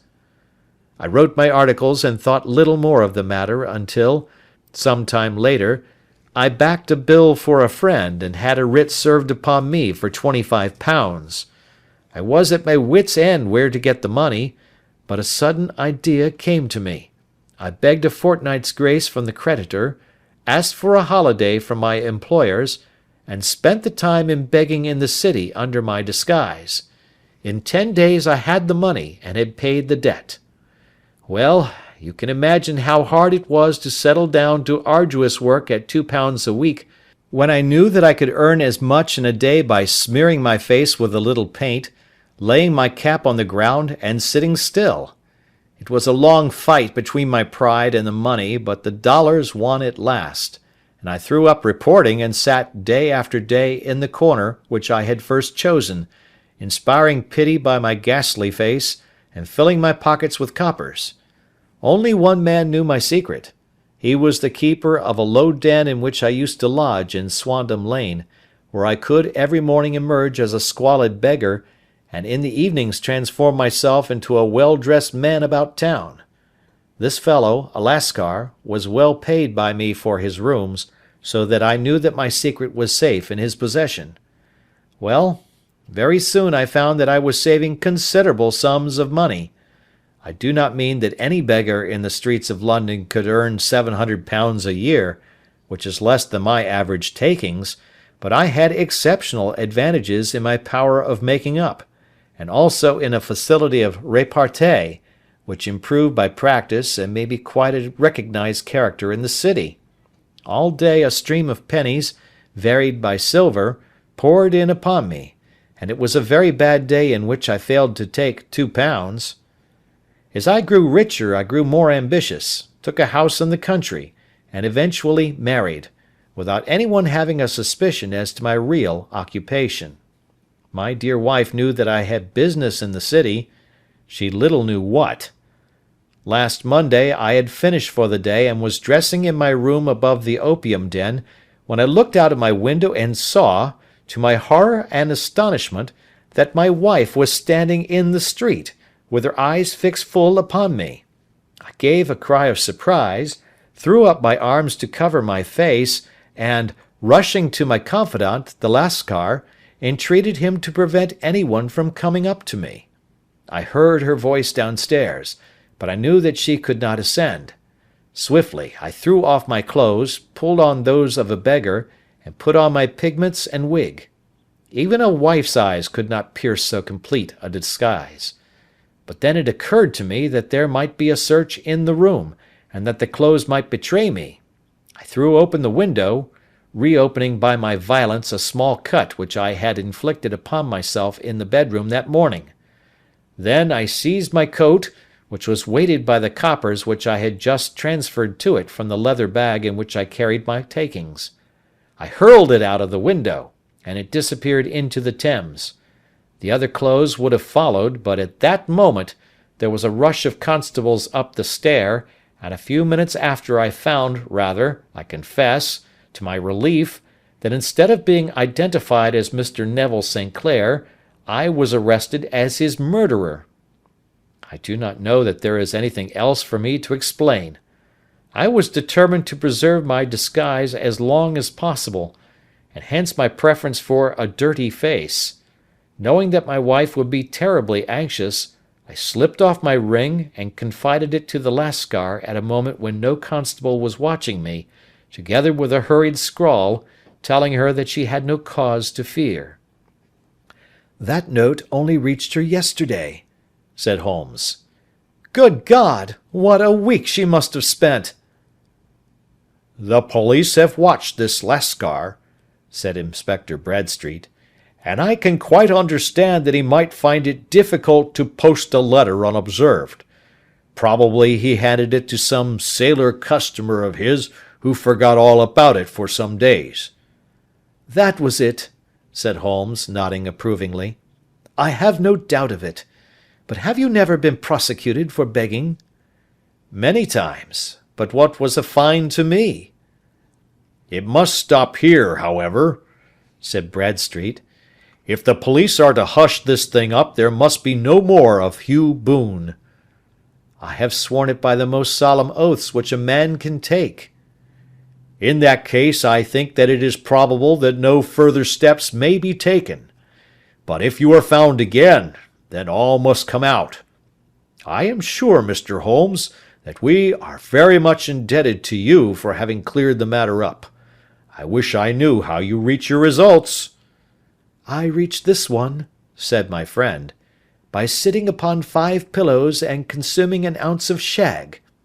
I think, Watson, that if we drive to Baker Street we shall be just in time for breakfast." End of Adventure 6.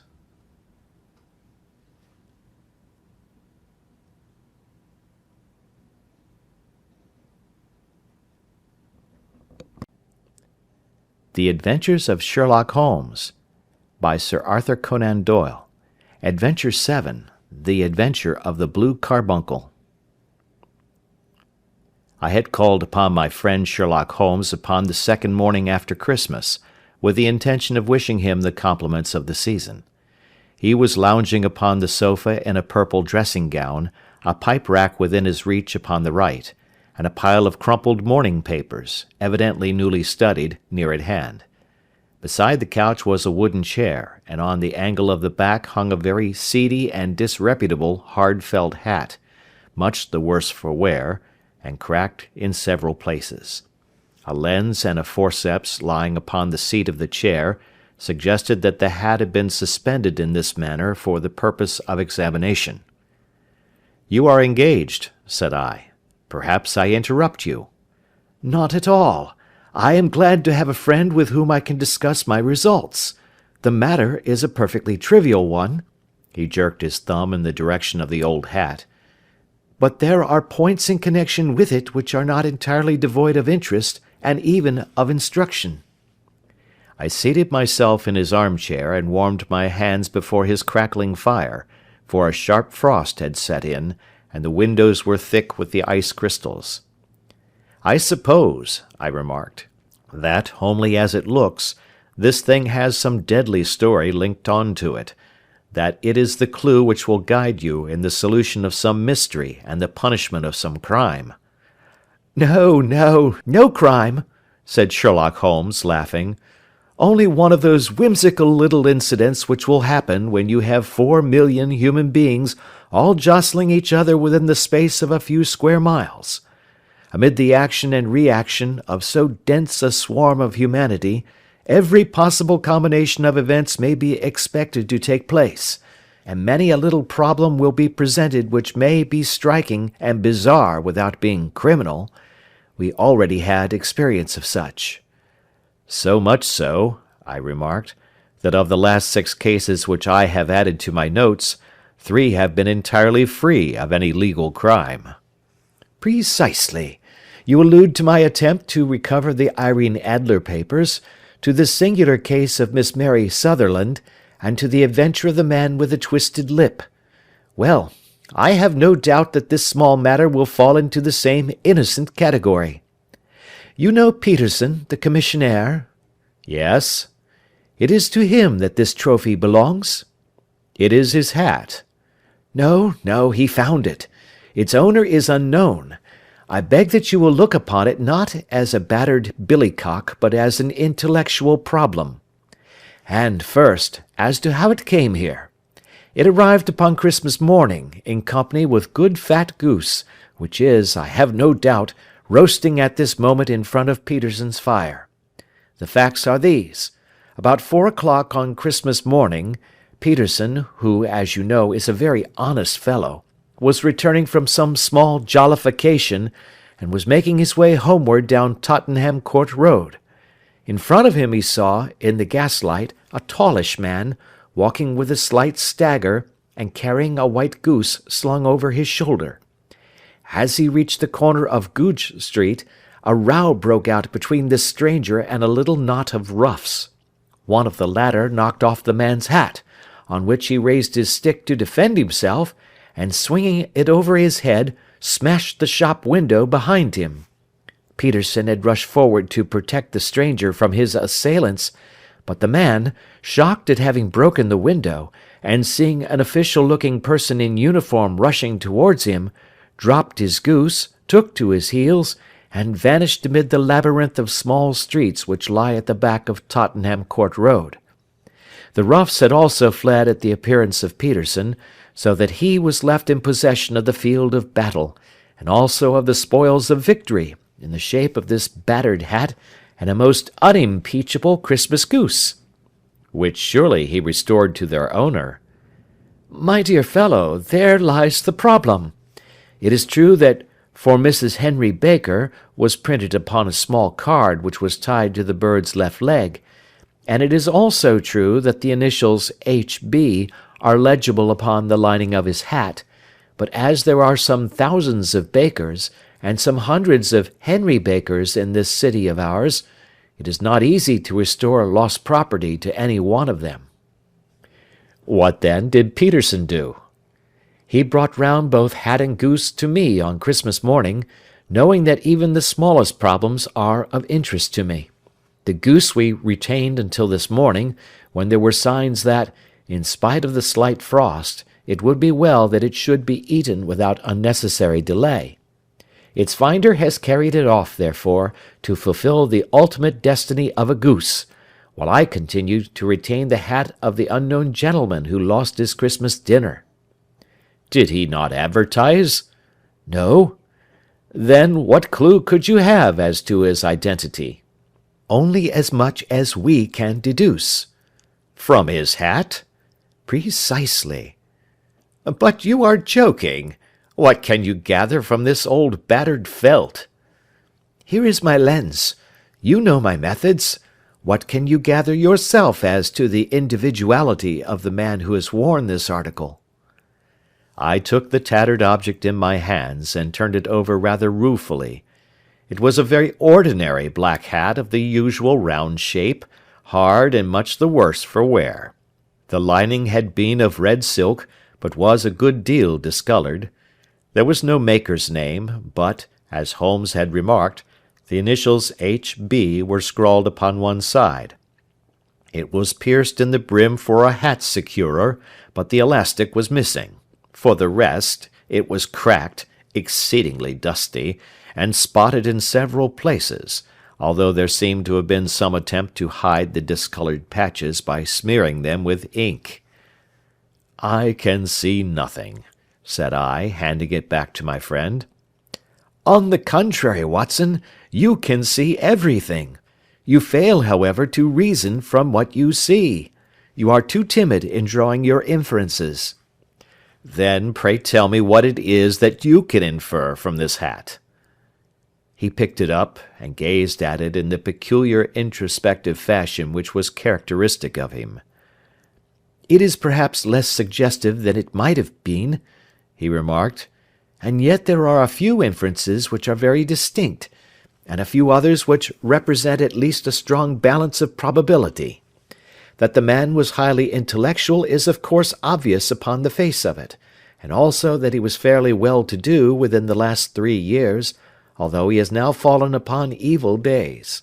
He had foresight, but has less now than formerly, pointing to a moral retrogression, which, when taken with the decline of his fortunes, seems to indicate some evil influence, probably drink, at work upon him. This may account also for the obvious fact that his wife has ceased to love him. My dear Holmes! He has, however, retained some degree of self-respect, he continued, disregarding my remonstrance.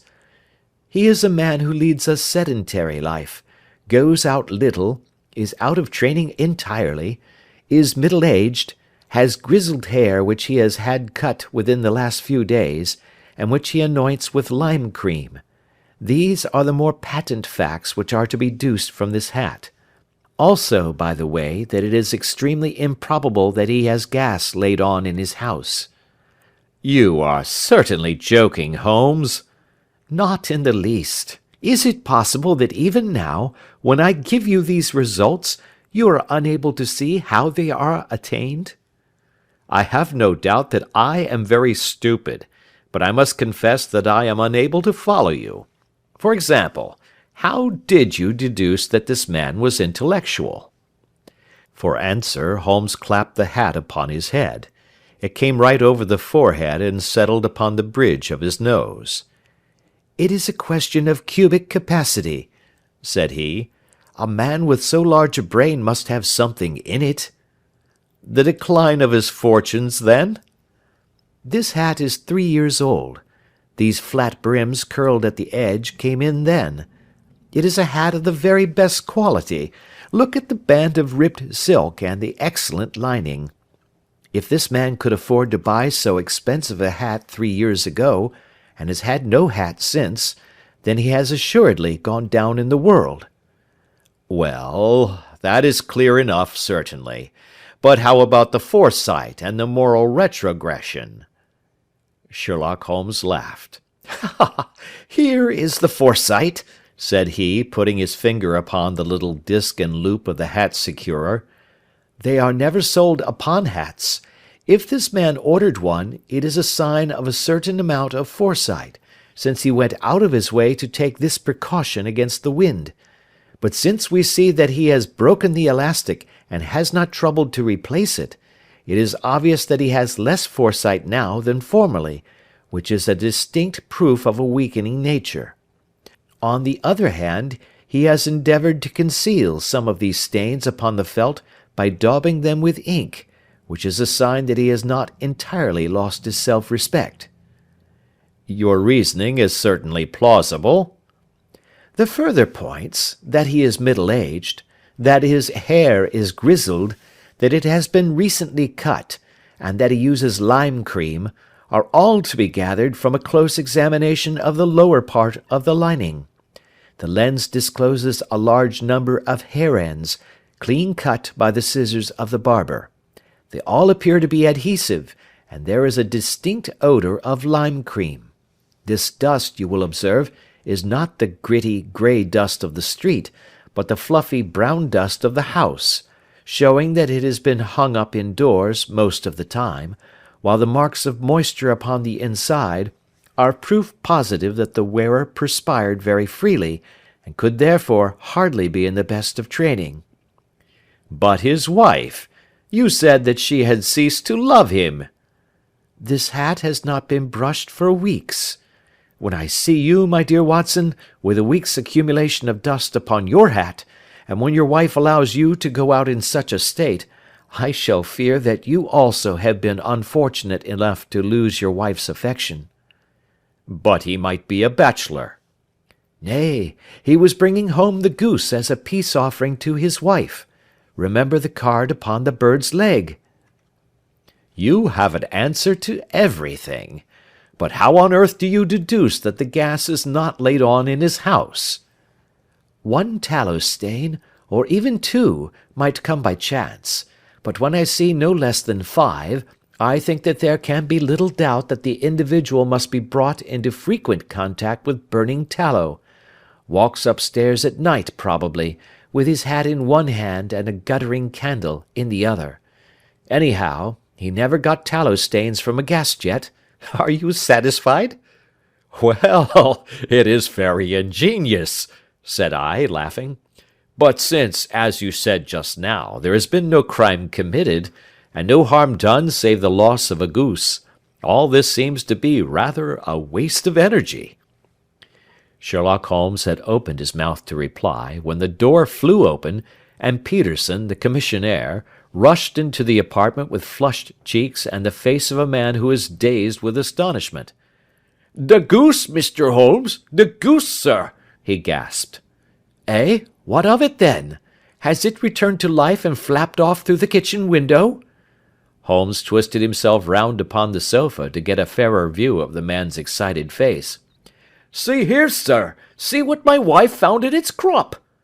He held out his hand, and displayed upon the centre of the palm a brilliantly scintillating blue stone, rather smaller than a bean in size, but of such purity and radiance that it twinkled like an electric point in the dark hollow of his hand. Sherlock Holmes sat up with a whistle. "By Jove, Peterson," said he, "this is a treasure trove indeed. I suppose you know what you have got?" "A diamond, sir! A precious stone! It cuts into glass as though it were putty." "It's more than a precious stone. It is the precious stone." "Not the Countess of Morcar's blue carbuncle!" I ejaculated. "Precisely so. I ought to know its size and shape, seeing that I have read the advertisement about it in the Times every day lately. It is absolutely unique, and its value can only be conjectured, but the reward offered of £1,000 is certainly not within a 20th part of the market price." £1,000! Great Lord of mercy!" The commissionaire plumped down into a chair, and stared from one to the other of us. "That is the reward, and I have reason to know that there are sentimental considerations in the background which would induce the Countess to part with half her fortune if she could but recover the gem." "It was lost, if I remember aright, at the Hotel Cosmopolitan," I remarked. "Precisely so, on December 22nd, just 5 days ago. John Horner, a plumber, was accused of having abstracted it from the lady's jewel case. The evidence against him was so strong that the case has been referred to the assizes. I have some account of the matter here, I believe." He rummaged amid his newspapers, glancing over the dates, until at last he smoothed one out, doubled it over, and read the following paragraph. "Hotel Cosmopolitan jewel robbery. John Horner, 26, plumber, was brought up upon the charge of having upon the 22nd instant abstracted from the jewel case of the Countess of Morcar the valuable gem known as the blue carbuncle. James Ryder, upper attendant at the hotel, gave his evidence to the effect that he had shown Horner up to the dressing-room of the Countess of Morcar upon the day of the robbery, in order that he might solder the second bar of the grate, which was loose. He had remained with Horner some little time, but had finally been called away. On returning, he found that Horner had disappeared, that the bureau had been forced open, and that the small morocco casket in which, as it afterwards transpired, the Countess was accustomed to keep her jewel, was lying empty upon the dressing-table. Ryder instantly gave the alarm, and Horner was arrested the same evening, but the stone could not be found either upon his person or in his rooms. Catherine Cusack, maid to the Countess, deposed to having heard Ryder's cry of dismay on discovering the robbery, and to having rushed into the room, where she found matters as described by the last witness. Inspector Bradstreet, B Division, gave evidence as to the arrest of Horner, who struggled frantically, and protested his innocence in the strongest terms. Evidence of a previous conviction for robbery having been given against the prisoner, the magistrate refused to deal summarily with the offence, but referred it to the assizes. Horner, who had shown signs of intense emotion during the proceedings, fainted away at the conclusion and was carried out of court. So much for the police court," said Holmes thoughtfully, tossing aside the paper. "The question for us now to solve is the sequence of events leading from a rifled jewel case at one end to the crop of a goose in Tottenham Court Road at the other. You see, Watson, our little deductions have suddenly assumed a much more important and less innocent aspect. Here is the stone. The stone came from the goose, and the goose came from Mr. Henry Baker, the gentleman with the bad hat, and all the other characteristics with which I have bored you. So now we must set ourselves very seriously to finding this gentleman and ascertaining what part he has played in this little mystery. To do this, we must try the simplest means first, and these lie undoubtedly in an advertisement in all the evening papers. If this fail, I shall have recourse to other methods. What will you say? Give me a pencil and that slip of paper. Now then, found at the corner of Goodge Street, a goose and a black felt hat. Mr. Henry Baker can have the same by applying at 6:30 this evening at 221B Baker Street. That is clear and concise. Very, but will he see it? Well, he is sure to keep an eye on the papers, since, to a poor man, the loss was a heavy one. He was clearly so scared by his mischance in breaking the window, and by the approach of Peterson, that he thought of nothing but flight. But since then he must have bitterly regretted the impulse which caused him to drop his bird. Then again, the introduction of his name will cause him to see it, for every one who knows him will direct his attention to it. Here you are, Peterson. Run down to the advertising agency and have this put in the evening papers. In which, sir? Oh, in the Globe, Star, Pell Mell, St. James's, Evening News, Standard, Echo, and any others that occur to you. Very well, sir. And this stone? Ah, yes. I shall keep the stone. Thank you. And I say, Peterson, just buy a goose on your way back and leave it here with me, for we must have one to give to this gentleman in place of the one which your family is now devouring. When the commissionaire had gone, Holmes took up the stone and held it against the light. It's a bonny thing, said he. Just see how it glints and sparkles.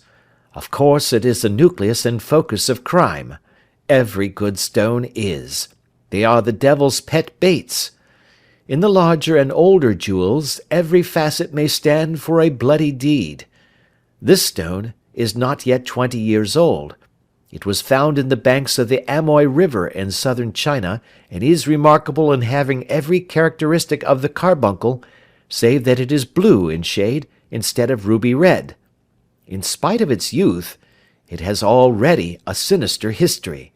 There have been 2 murders, a vitriol throwing, a suicide, and several robberies brought about for the sake of this 40-grain weight of crystallized charcoal. Who would think that so pretty a toy would be a purveyor to the gallows and the prison? I'll lock it up in my strong box now and drop a line to the Countess to say that we have it. Do you think that this man Horner is innocent? I cannot tell. Well, then, do you imagine that this other one, Henry Baker, had anything to do with the matter?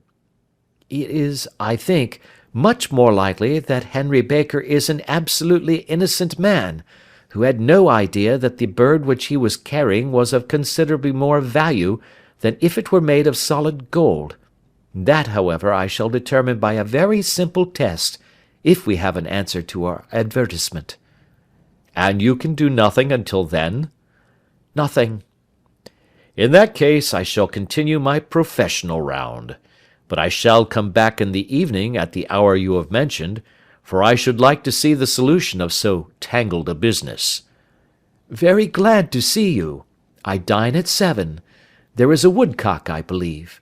By the way, in view of recent occurrences, perhaps I ought to ask Mrs. Hudson to examine its crop. I had been delayed at a case, and it was a little after 6:30 when I found myself in Baker Street once more. As I approached the house I saw a tall man in a Scotch bonnet, with a coat which was buttoned up to its chin, waiting outside in the bright semicircle which was thrown from the fanlight. Just as I arrived the door was opened, and we were shown up together to Holmes's room. Mr. Henry Baker, I believe, said he, rising from his armchair and greeting his visitor with the easy air of geniality which he could so readily assume. Pray take this chair by the fire, Mr. Baker. It is a cold night, and I observe that your circulation is more adapted for summer than for winter. Ah, Watson, you have just come at the right time. Is that your hat, Mr. Baker?" "Yes, sir, that is undoubtedly my hat." He was a large man with rounded shoulders, a massive head, and a broad, intelligent face, sloping down to a pointed beard of grizzled brown. A touch of red in nose and cheeks, with a slight tremor of his extended hand, recalled Holmes's surmise as to his habits. His rusty black frock-coat was buttoned right up in front, with the collar turned up, and his lank wrists protruded from his sleeves without a sign of cuff or shirt. He spoke in a slow staccato fashion, choosing his words with care, and gave the impression generally of a man of learning and letters, who had had ill usage at the hands of fortune. "We have retained these things for some days," said Holmes, "because we expected to see an advertisement from you giving your address. I am at a loss to know why you did not advertise." Our visitor gave a rather shamefaced laugh.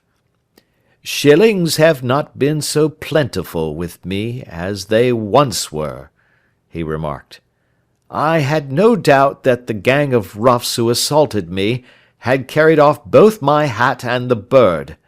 I did not care to spend more money in a hopeless attempt at recovering them." "Very naturally. By the way, about the bird, we were compelled to eat it." "To eat it?" Our visitor half rose from his chair in his excitement. "Yes, it would have been of no use to anyone had we not done so. But I presume that this other goose upon the sideboard, which is about the same weight and perfectly fresh, will answer your purpose equally well?" "Oh, certainly, certainly," answered Mr. Baker with a sigh of relief. "Of course, we still have the feathers, legs, crop, and so on of your own bird, so if you wish—" The man burst into a hearty laugh. "They might be useful to me as relics of my adventure," said he, "but beyond that I can hardly see what use the disjecta membra of my late acquaintance are going to be to me. No, sir, I think that, with your permission, I will confine my attentions to the excellent bird which I perceive upon the sideboard." Sherlock Holmes glanced sharply across at me with a slight shrug of his shoulders. "There is your hat, then, and there your bird," said he.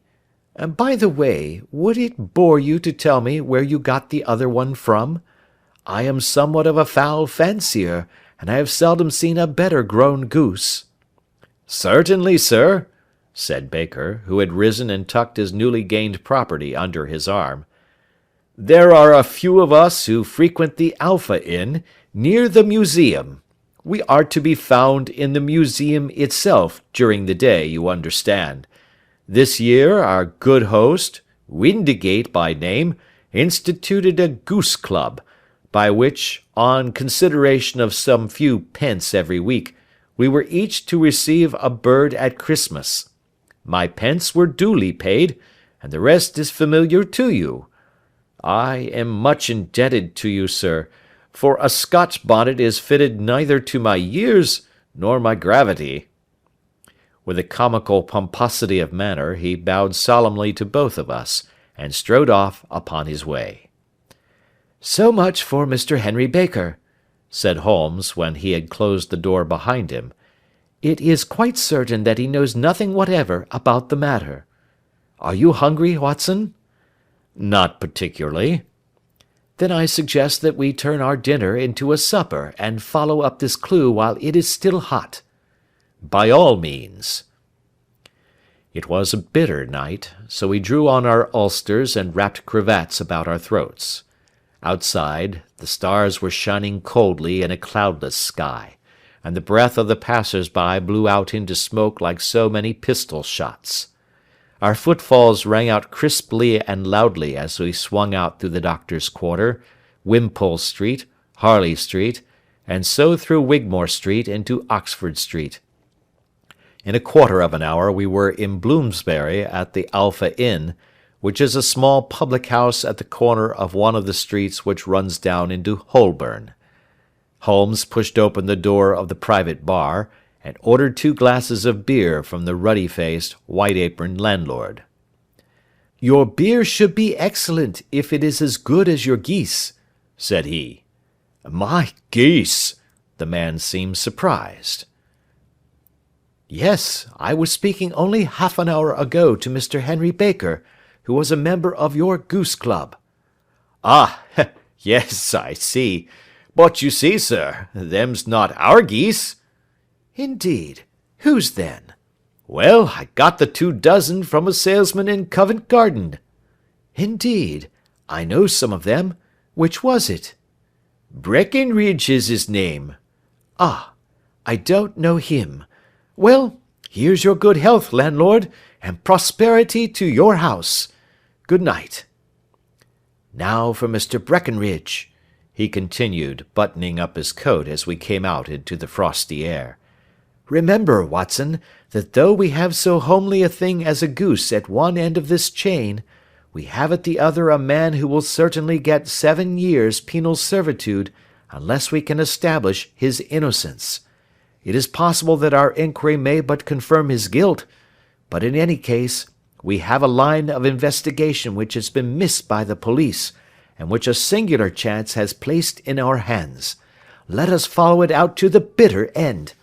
Faces to the south, then, and quick march." We passed across Holborn, down Endell Street, and so through a zigzag of slums to Covent Garden Market. One of the largest stalls bore the name of Breckenridge upon it, and the proprietor, a horsey-looking man, with a sharp face and trim side whiskers, was helping a boy to put up the shutters. "Good evening. It's a cold night," said Holmes. The salesman nodded, and shot a questioning glance at my companion. "Sold out of geese, I see," continued Holmes, pointing at the bare slabs of marble. "Let you have 500 tomorrow morning." "That's no good." "Well, there are some on the stall with the gas flare." "Ah, but I was recommended to you." "Who by?" "The landlord of the Alpha." "Oh, yes, I sent him a couple of dozen." "Fine birds they were, too. Now where did you get them from?" To my surprise, the question provoked a burst of anger from the salesman. "Now then, mister," said he, with his head cocked and his arms akimbo, "what are you driving at? Let's have it straight now." "It is straight enough. I should like to know who sold you the geese which you supplied to the Alpha." "Well then, I shan't tell you. So now." "Oh, it is a matter of no importance, but I don't know why you should be so warm over such a trifle." "Warm? You'd be as warm, maybe, if you were as pestered as I am. When I pay good money for a good article, there should be an end of the business. But it's, where are the geese? And who did you sell the geese to? And what will you take for the geese? One would think they were the only geese in the world, to hear the fuss that is made over them." "Well, I have no connection with any other people who have been making inquiries," said Holmes carelessly. "If you won't tell us, the bet is off, that is all. But I'm always ready to back my opinion on a matter of fowls, and I have a fiver on it that the bird I ate is country bred." "Well, then, you've lost your fiver, for it's town bred," snapped the salesman. "It's nothing of the kind." "I say it is." "I don't believe it." "Do you think you know more about fowls than I, who have handled them ever since I was a nipper? I tell you, all those birds that went to the Alpha were town bred." "You'll never persuade me to believe that." "Will you bet, then?" "It's merely taking your money, for I know that I am right. But I'll have a sovereign on with you just to teach you not to be obstinate." The salesman chuckled grimly. "Bring me the books, Bill," said he. The small boy brought round a small thin volume, and a great greasy-backed one, laying them out together beneath the hanging lamp.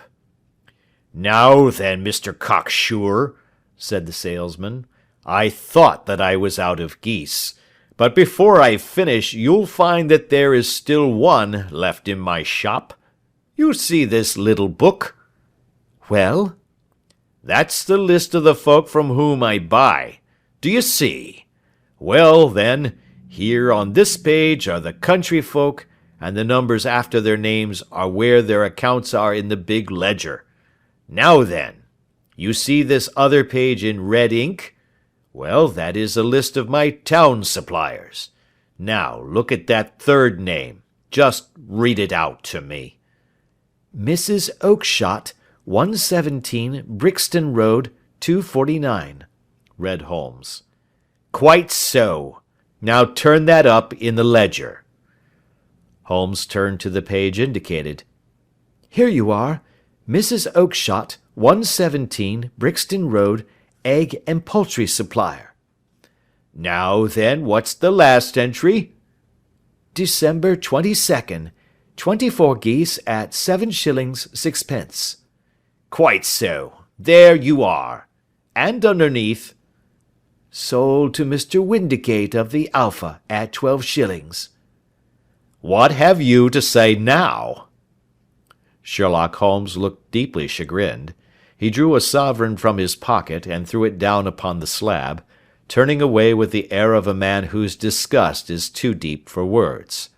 A few yards off he stopped under a lamp-post and laughed in the hearty, noiseless fashion which was peculiar to him. "When you see a man with whiskers of that cut, and the pink 'un protruding out of his pocket, you can always draw him by a bet," said he. "I dare say that if I had put £100 down in front of him, that man would not have given me such complete information as was drawn from him by the idea that he was doing me on a wager. Well, Watson, we are, I fancy, nearing the end of our quest, and the only point which remains to be determined is whether we should go on to this Mrs. Oakshott tonight, or whether we should reserve it for tomorrow. It is clear from what that surly fellow said that there are others beside ourselves who are anxious about the matter, and I should—" His remarks were suddenly cut short by a loud hubbub which broke out from the stall which we had just left. Turning round we saw a little rat-faced fellow standing in the centre of the circle of yellow light which was thrown by the swinging lamp, while Breckenridge, the salesman, framed in the door of his stall, was shaking his fists fiercely at the cringing figure. "I've had enough of you and your geese," he shouted. "I wish you were all at the devil together. If you come pestering me any more with your silly talk, I'll set the dog at you. You bring Mrs. Oakshott here, and I'll answer her. But what have you to do with it? Did I buy the geese off you?" "No, but one of them was mine all the same," whined the little man. "Well, then, ask Mrs. Oakshott for it." "She told me to ask you." "Well, you can ask the King of Prussia for all I care. I've had enough of it. Get out of this." He rushed fiercely forward, and the inquirer flitted away into the darkness. "Ha! This may save us a visit to Brixton Road," whispered Holmes. "Come with me, and we will see what is to be made of this fellow." Striding through the scattered knots of people who lounged round the flaring stalls, my companion speedily overtook the little man, and touched him upon the shoulder. He sprang round, and I could see in the gaslight that every vestige of colour had been driven from his face. "Who are you, then? What do you want?" he asked in a quavering voice. "You will excuse me," said Holmes blandly, "but I could not help overhearing the questions which you put to the salesman just now. I think that I could be of assistance to you." "You? Who are you? How could you know anything of the matter?" "My name is Sherlock Holmes. It is my business to know what other people don't know." "But you can know nothing of this." "Excuse me, I know everything of it. You are endeavouring to trace some geese which were sold by Mrs. Oakshott, of Brixton Road, to a salesman named Breckenridge, by him in turn to Mr. Windigate of the Alpha, and by him to his club, of which Mr. Henry Baker is a member." "Oh, sir, you are the very man which I have longed to meet," cried the little fellow with outstretched hands and quivering fingers. "I can hardly explain to you how interested I am in this matter." Sherlock Holmes hailed a four-wheeler which was passing. "In that case we had better discuss it in a cosy room, rather than in this wind-swept market-place," said he. "But pray tell me, before we go farther, who it is that I have the pleasure of assisting." The man hesitated for an instant. "My name is John Robinson," he answered with a sidelong glance. "No, no, the real name," said Holmes sweetly. "It is always awkward doing business with an alias." A flush sprang to the white cheeks of the stranger. "Well, then," said he, "my real name is James Ryder." "Precisely so. Head attendant at the Hotel Cosmopolitan.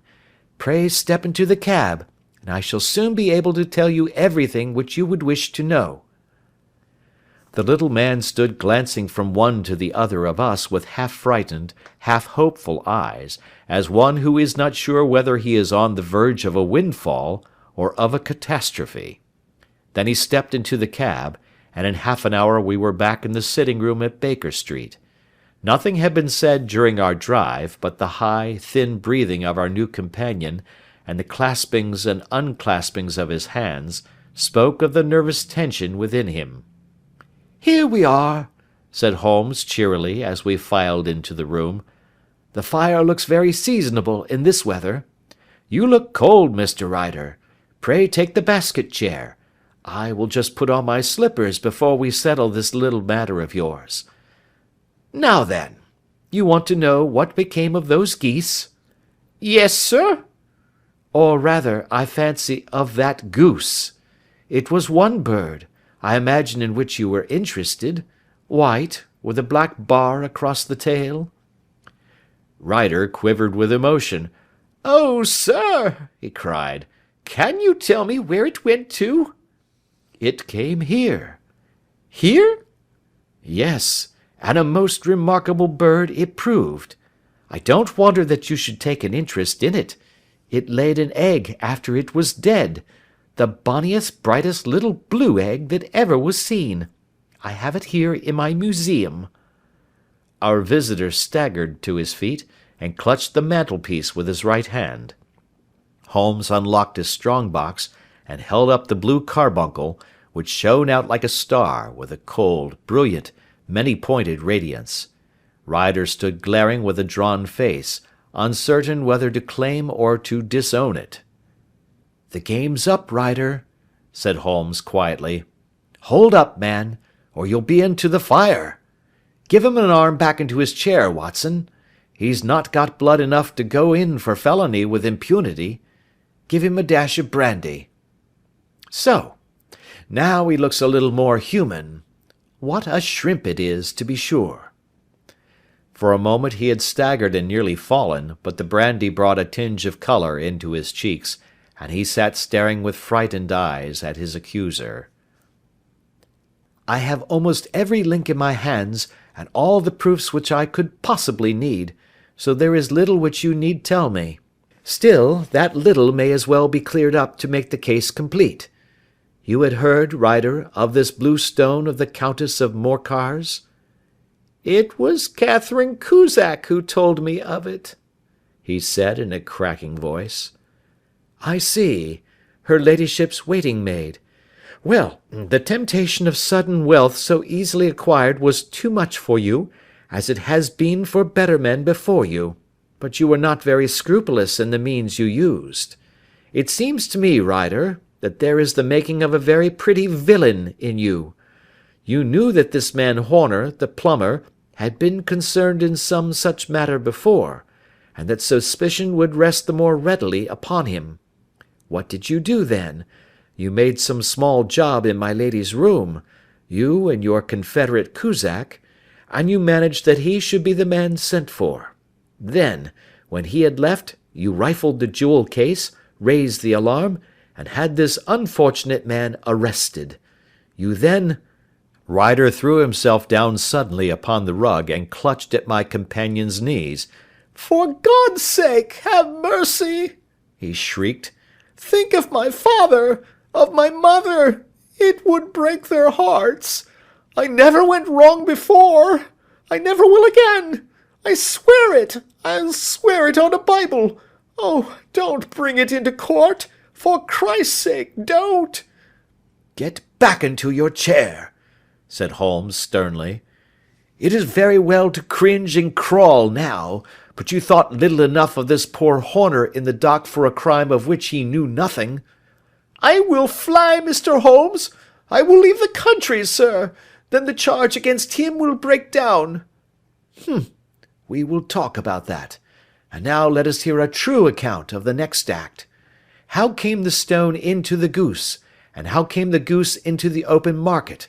Tell us the truth, for there lies your only hope of safety."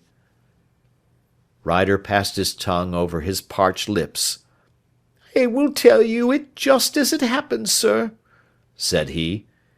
"When Horner had been arrested, it seemed to me that it would be best for me to get away with the stone at once, for I did not know at what moment the police might not take it into their heads to search me and my room.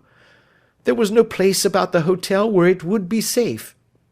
I went out as if on some commission, and I made for my sister's house. She had married a man named Oakshott, and lived in Brixton Road, where she fattened fowls for the market. All the way there every man I met seemed to me to be a policeman or a detective, and for all that it was a cold night, the sweat was pouring down my face before I came to the Brixton Road. My sister asked me what was the matter, and why I was so pale, but I told her that I had been upset by the jewel robbery at the hotel. Then I went into the backyard and smoked a pipe and wondered what it would be best to do.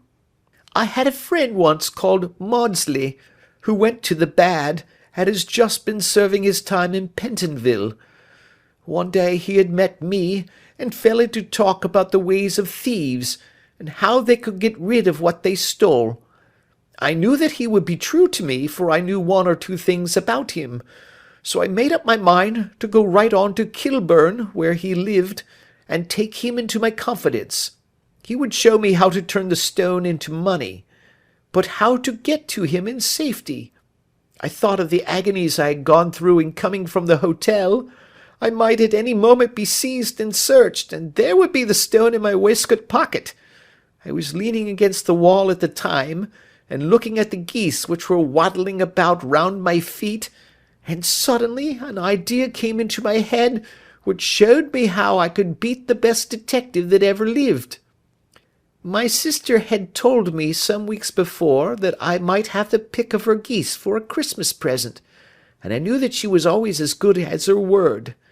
I would take my goose now, and in it I would carry my stone to Kilburn.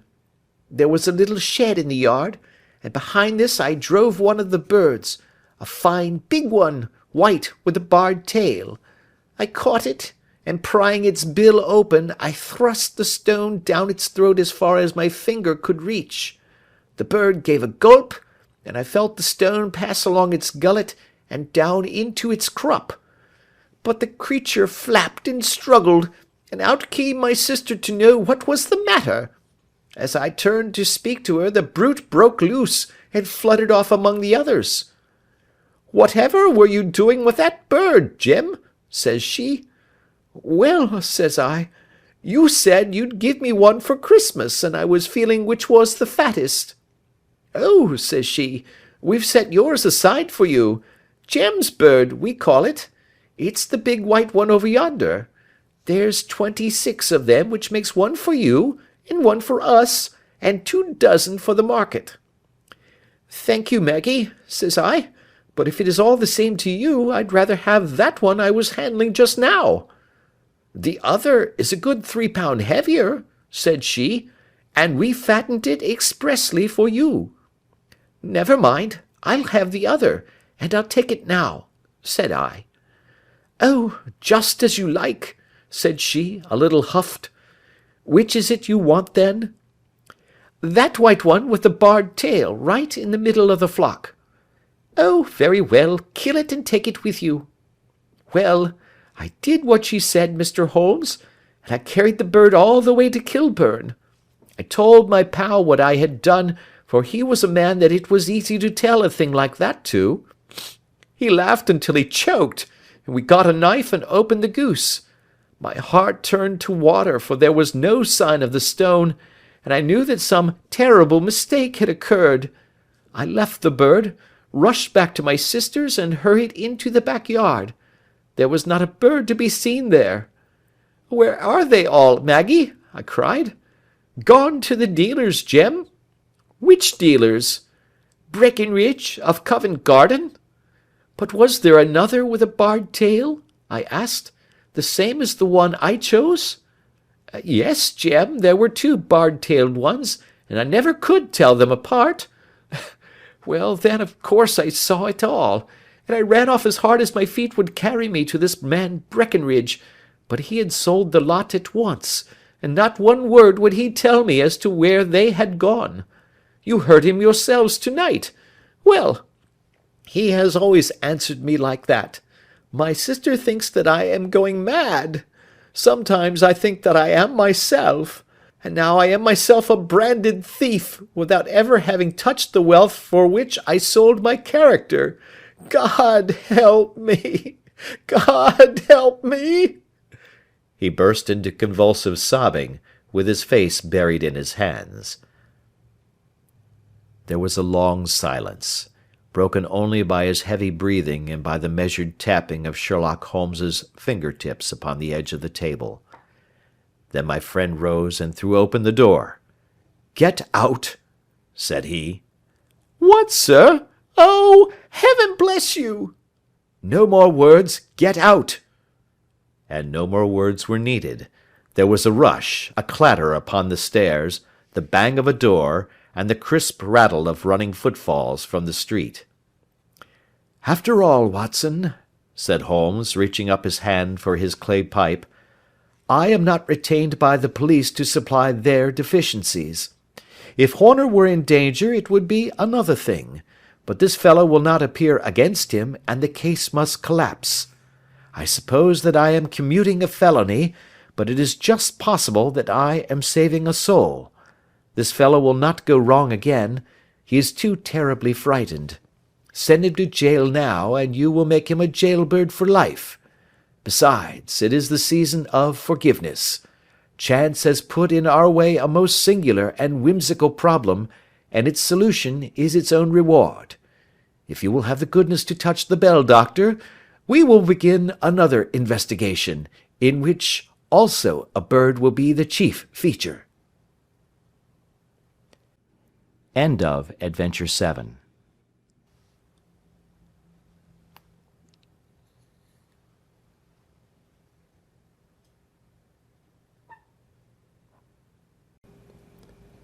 The Adventures of Sherlock Holmes by Sir Arthur Conan Doyle. Adventure 8. The Adventure of the Speckled Band. On glancing over my notes of the 70-odd cases in which I have during the last 8 years studied the methods of my friend Sherlock Holmes, I find many tragic, some comic, a large number merely strange, but none commonplace. For, working as he did rather for the love of his art than for the acquirement of wealth, he refused to associate himself with any investigation which did not tend towards the unusual, and even the fantastic. Of all these varied cases, however, I cannot recall any which presented more singular features than that which was associated with the well-known Surrey family of the Roylotts of Stoke Moran. The events in question occurred in the early days of my association with Holmes, when we were sharing rooms as bachelors in Baker Street. It is possible that I might have placed them upon record before, but a promise of secrecy was made at the time, from which I have only been freed during the last month by the untimely death of the lady to whom the pledge was given. It is perhaps as well that the fact should now come to light, for I have reasons to know that there are widespread rumours as to the death of Dr. Grimesby Roylott, which tend to make the matter even more terrible than the truth. It was early in April in the year 83 that I woke one morning to find Sherlock Holmes standing, fully dressed, by the side of my bed. He was a late riser, as a rule, and as the clock on the mantelpiece showed me that it was only 7:15, I blinked up at him in some surprise, and perhaps just a little resentment, for I was myself regular in my habits. "Very sorry to knock you up, Watson," said he, "but it's the common lot this morning. Mrs. Hudson has been knocked up, she retorted upon me, and I on you." "What is it, then? A fire?" "No, a client. It seems that a young lady has arrived in a considerable state of excitement, who insists upon seeing me. She is waiting now in the sitting-room. Now, when young ladies wander about the metropolis at this hour of the morning, and knock sleepy people up out of their beds, I presume that it is something very pressing which they have to communicate. Should it prove to be an interesting case, you would, I am sure, wish to follow it from the outset. I thought, at any rate, that I should call you and give you the chance." "My dear fellow, I would not miss it for anything." I had no keener pleasure than in following Holmes in his professional investigations, and in admiring the rapid deductions, as swift as intuitions, and yet always founded on a logical basis with which he unravelled the problems which were submitted to him. I rapidly threw on my clothes, and was ready in a few minutes to accompany my friend down to the sitting-room. A lady, dressed in black and heavily veiled, who had been sitting in the window, rose as we entered. "Good morning, madam," said Holmes cheerily. "My name is Sherlock Holmes. This is my intimate friend and associate, Dr. Watson, before whom you can speak as freely as before myself. Ha! I am glad to see that Mrs. Hudson has had the good sense to light the fire. Pray draw up to it, and I shall order you a cup of hot coffee, for I observe that you are shivering." "It is not cold which makes me shiver," said the woman in a low voice, changing her seat as requested. "What then?" "It is fear, Mr. Holmes. It is terror." She raised her veil as she spoke, and we could see that she was indeed in a pitiable state of agitation, her face all drawn and grey, with restless, frightened eyes, like those of some hunted animal. Her features and figure were those of a woman of 30, but her hair was shot with premature grey, and her expression was weary and haggard. Sherlock Holmes ran her over with one of his quick, all-comprehensive glances. "You must not fear," said he, soothingly, bending forward and patting her forearm. "We shall soon set matters right, I have no doubt. You have come in by train this morning, I see." "You know me, then?" "No, but I observed the second half of a return ticket in the palm of your left glove. You must have started early, and yet you had a good drive in a dog-cart, along heavy roads, before you reached the station." The lady gave a violent start and stared in bewilderment at my companion. "There is no mystery, my dear madam," said he, smiling. "The left arm of your jacket is spattered with mud in no less than 7 places. The marks are perfectly fresh. There is no vehicle save a dog-cart which throws up mud in that way, and then only when you sit on the left-hand side of the driver." "Whatever your reasons may be, you are perfectly correct," said she. "I started from home before 6, reached Leatherwood at 20 past, and came in by the first train to Waterloo. Sir, I can stand this strain no longer. I shall go mad if it continues. I have no one to turn to, none, save only one, who cares for me, and he, poor fellow, can be of little aid. I have heard of you, Mr. Holmes. I have heard of you from Mrs. Farintosh, whom you helped in the hour of her sore need. It was from her that I had your address. Oh, sir, do you not think that you could help me, too, and at least throw a little light through the dense darkness which surrounds me? At present, it is out of my power to reward you for your services, but in a month or 6 weeks I shall be married, with the control of my own income, and then at least you shall not find me ungrateful." Holmes turned to his desk and, unlocking it, drew out a small case-book, which he consulted. "Farintosh," said he. "Ah, yes, I recall the case. It was concerned with an opal tiara. I think it was before your time, Watson. I can only say, madam, that I shall be happy to devote the same care to your case as I did to that of your friend.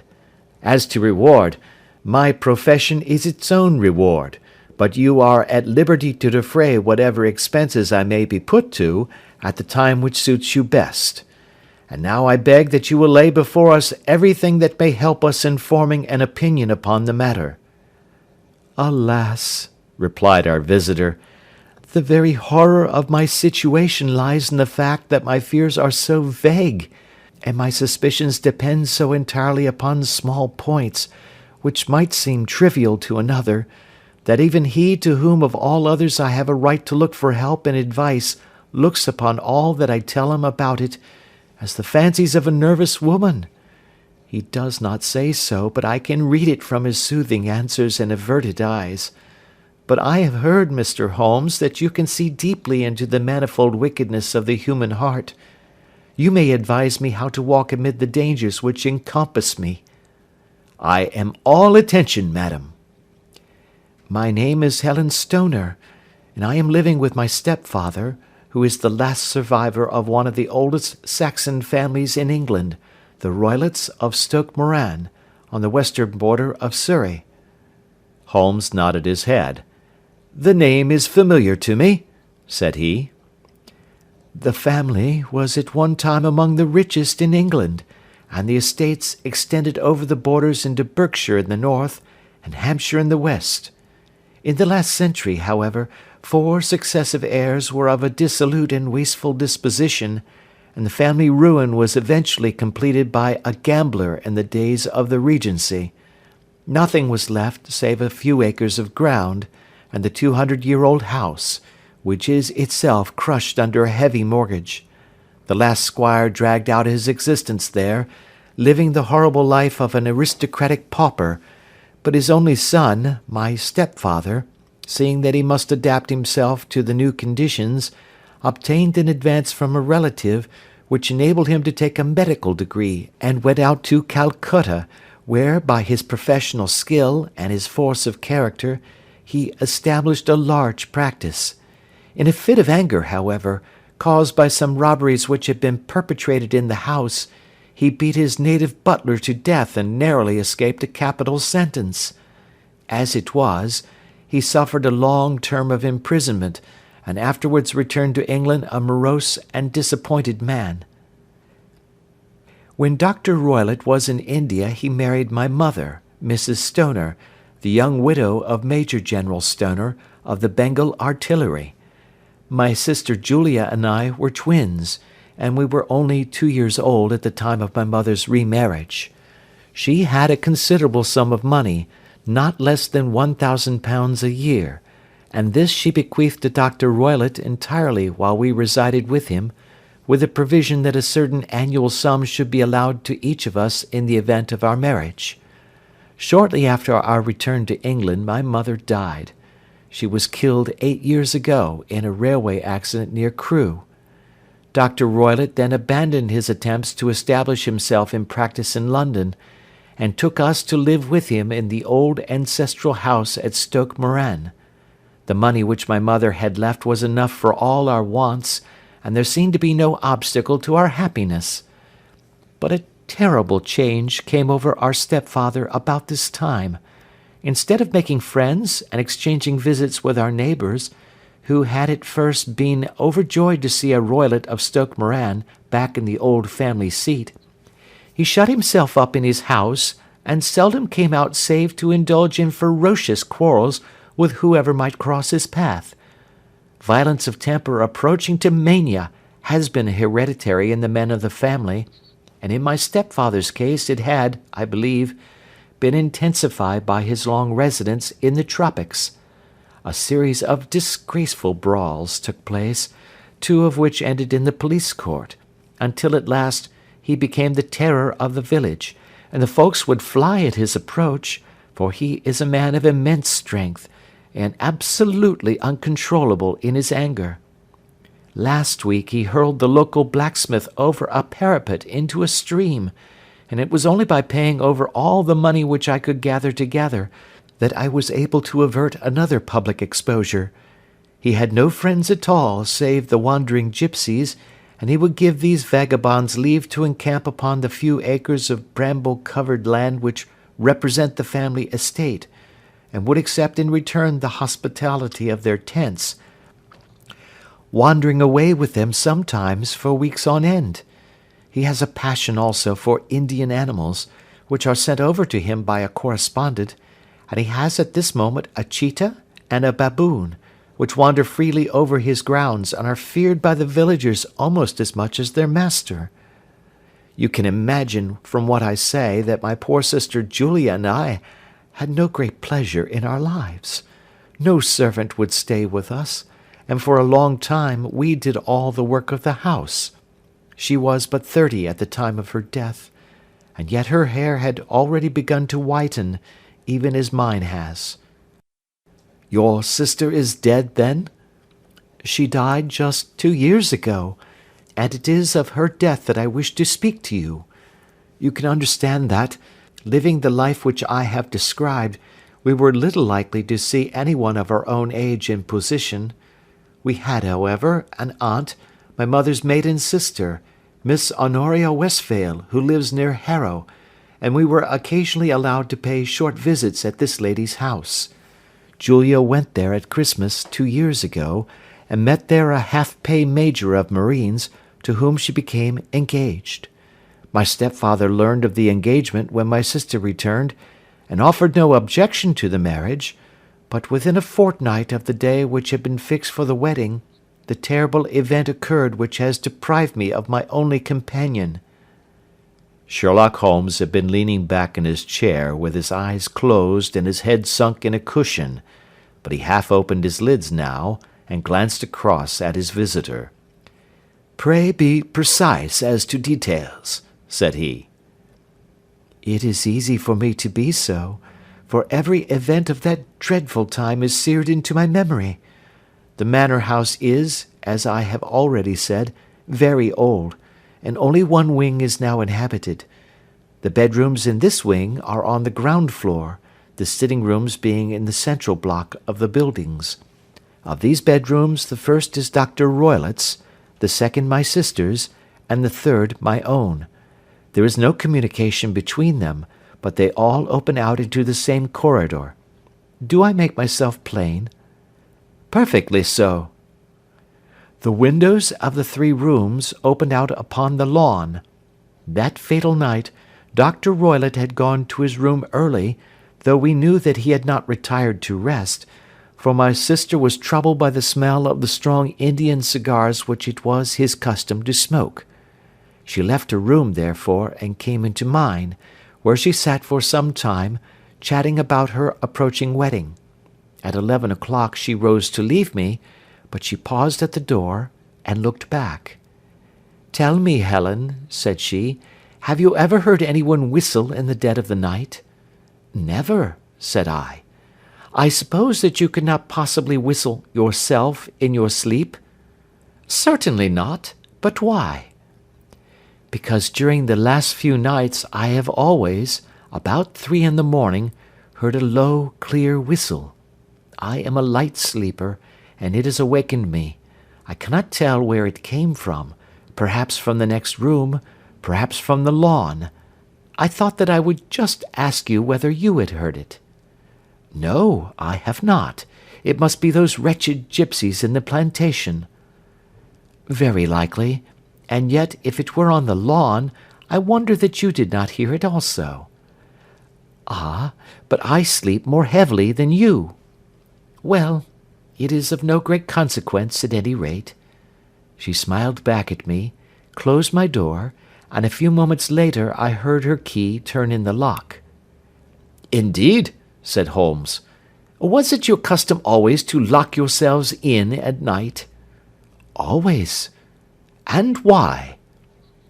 'I think that I mentioned to you that the doctor kept a cheetah and a baboon. We had no feeling of security unless our doors were locked." "Quite so. Pray proceed with your statement." "I could not sleep that night. A vague feeling of impending misfortune impressed me. My sister and I, you will recollect, were twins, and you know how subtle are the links which bind two souls which are so closely allied. It was a wild night. The wind was howling outside, and the rain was beating and splashing against the windows. Suddenly, amid all the hubbub of the gale, there burst forth the wild scream of a terrified woman. I knew that it was my sister's voice. I sprang from my bed, wrapped a shawl round me, and rushed into the corridor. As I opened my door, I seemed to hear a low whistle, such as my sister described, and a few moments later a clanging sound, as if a mass of metal had fallen. As I ran down the passage, my sister's door was unlocked, and revolved slowly upon its hinges. I stared at it horror-stricken, not knowing what was about to issue from it. By the light of the corridor lamp I saw my sister appear at the opening, her face blanched with terror, her hands groping for help, her whole figure swaying to and fro like that of a drunkard. I ran to her, and threw my arms round her, but at that moment her knees seemed to give way, and she fell to the ground. She writhed as one who is in terrible pain, and her limbs were dreadfully convulsed. At first, I thought that she had not recognized me, but as I bent over her she suddenly shrieked out in a voice which I shall never forget, "Oh, my God, Helen! It was the band! The speckled band!" There was something else which she would fain have said, and she stabbed with her finger into the air in the direction of the doctor's room, but a fresh convulsion seized her and choked her words. I rushed out, calling loudly for my stepfather, and I met him hastening from his room in his dressing-gown. When he reached my sister's side she was unconscious, and though he poured brandy down her throat and sent for medical aid from the village, all efforts were in vain, for she slowly sank and died without having recovered her consciousness. Such was the dreadful end of my beloved sister. "One moment," said Holmes. "Are you sure about this whistle and metallic sound? Could you swear to it?" "That was what the county coroner asked me at the inquiry. It is my strong impression that I heard it, and yet, among the crash of the gale and the creaking of an old house, I may possibly have been deceived." "Was your sister dressed?" "No, she was in her night-dress. In her right hand was found the charred stump of a match, and in her left a match-box." "Showing that she had struck a light and looked about her when the alarm took place. That is important. And what conclusions did the coroner come to?" "He investigated the case with great care, for Dr. Roylott's conduct had long been notorious in the county, but he was unable to find any satisfactory cause of death. My evidence showed that the door had been fastened upon the inner side, and the windows were blocked by old-fashioned shutters with broad iron bars, which were secured every night. The walls were carefully sounded, and were shown to be quite solid all round, and the flooring was also thoroughly examined, with the same result. The chimney is wide, but is barred up by 4 large staples. It is certain, therefore, that my sister was quite alone when she met her end. Besides, there were no marks of any violence upon her." "How about poison?" "The doctors examined her for it, but without success." "What do you think that this unfortunate lady died of, then?" "It is my belief that she died of pure fear and nervous shock, though what it was that frightened her, I cannot imagine."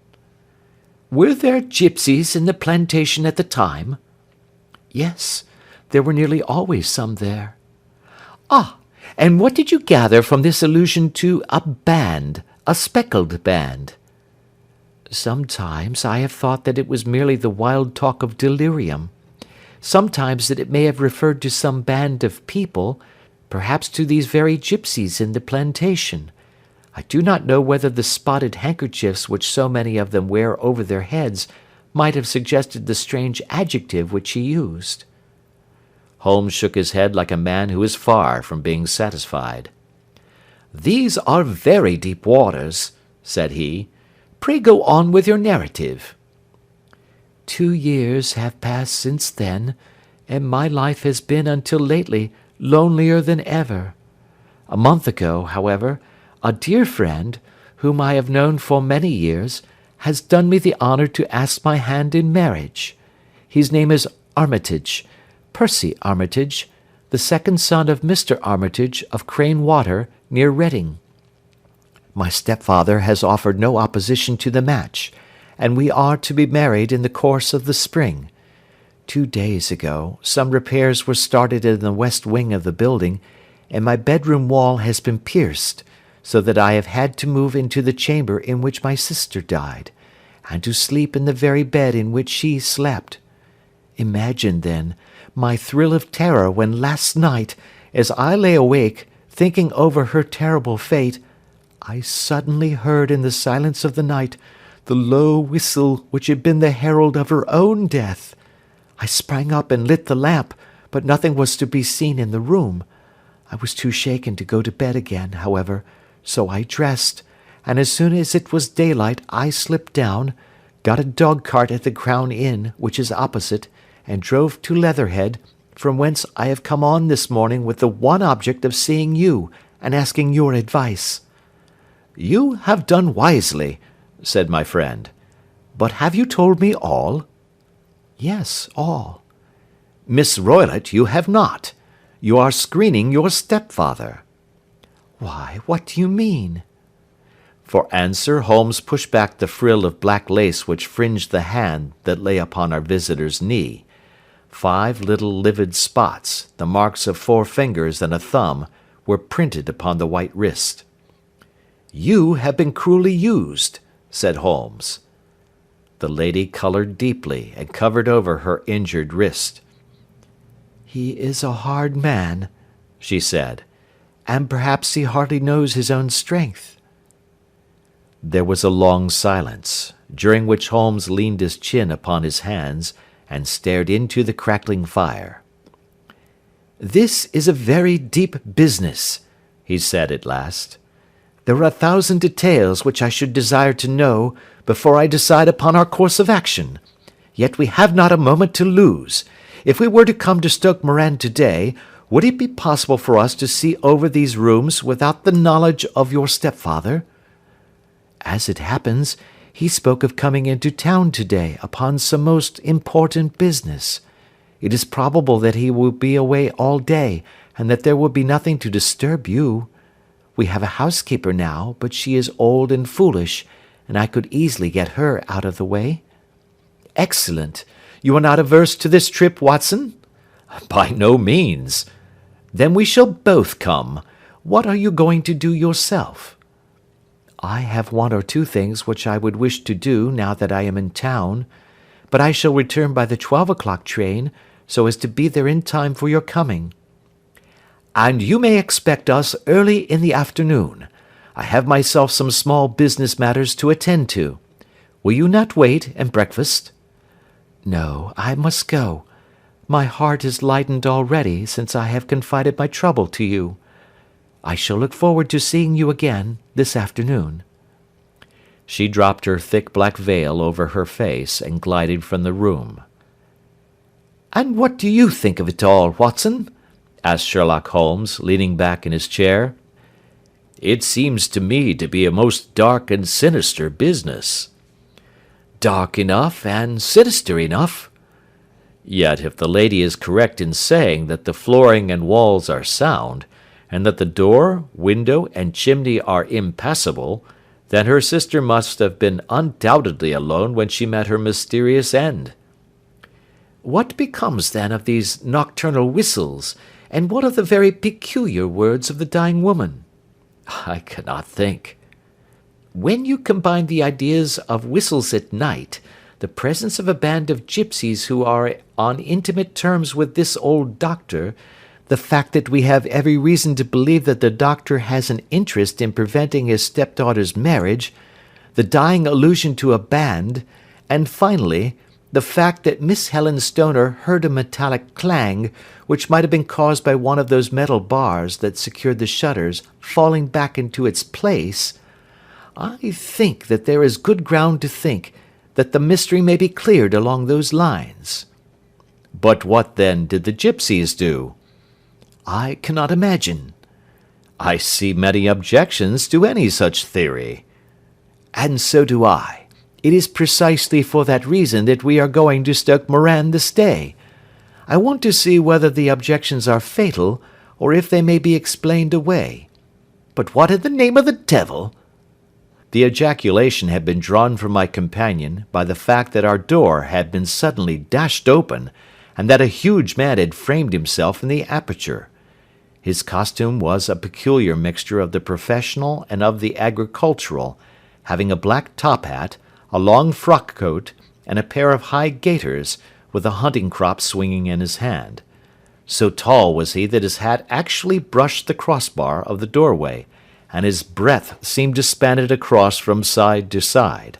A large face, seared with 1,000 wrinkles, burned yellow with the sun, and marked with every evil passion, was turned from one to the other of us, while his deep-set, bile-shot eyes, and his high, thin, fleshless nose gave him somewhat the resemblance to a fierce old bird of prey.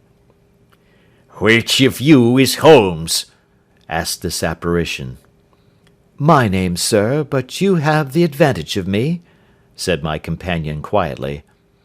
"I am Dr. Grimesby Roylott of Stoke Moran." "Indeed, doctor," said Holmes blandly. "Pray take a seat." "I will do nothing of the kind. My stepdaughter has been here. I have traced her.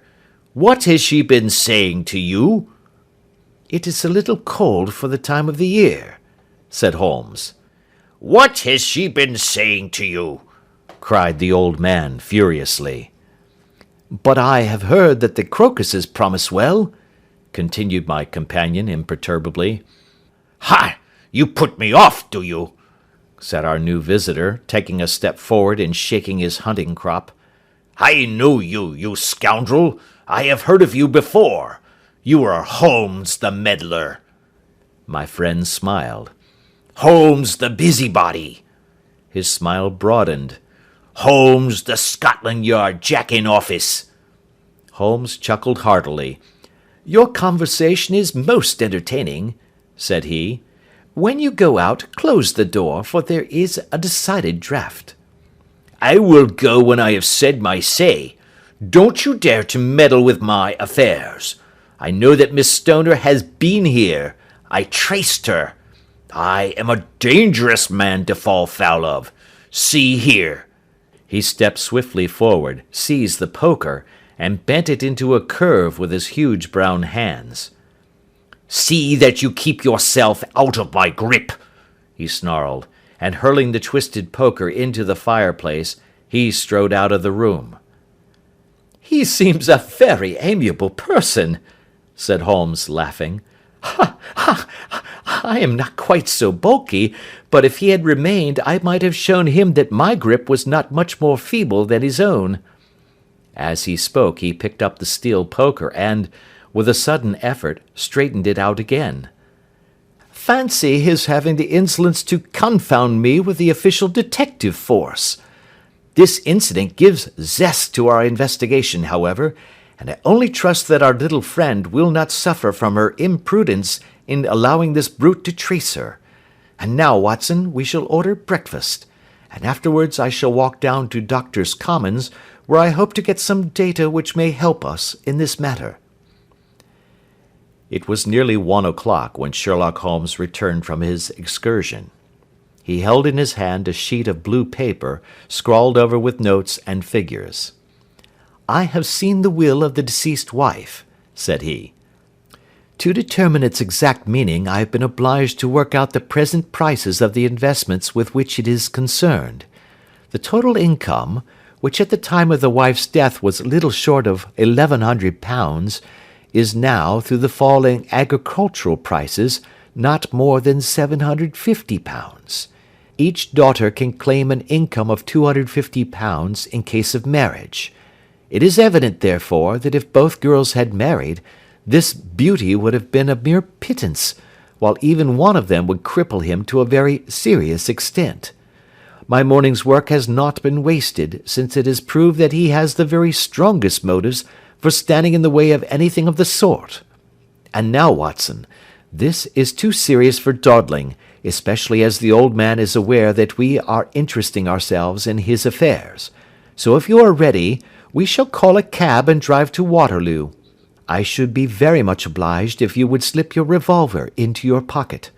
An Ely's No. 2 is an excellent argument with gentlemen who can twist steel pokers into knots. That and a toothbrush are, I think, all that we need. At Waterloo we were fortunate in catching a train for Leatherhead, where we hired a trap at the station inn and drove for 4 or 5 miles through the lovely Surrey lanes. It was a perfect day, with a bright sun and a few fleecy clouds in the heavens. The trees and wayside hedges were just throwing out their first green shoots, and the air was full of the pleasant smell of the moist earth.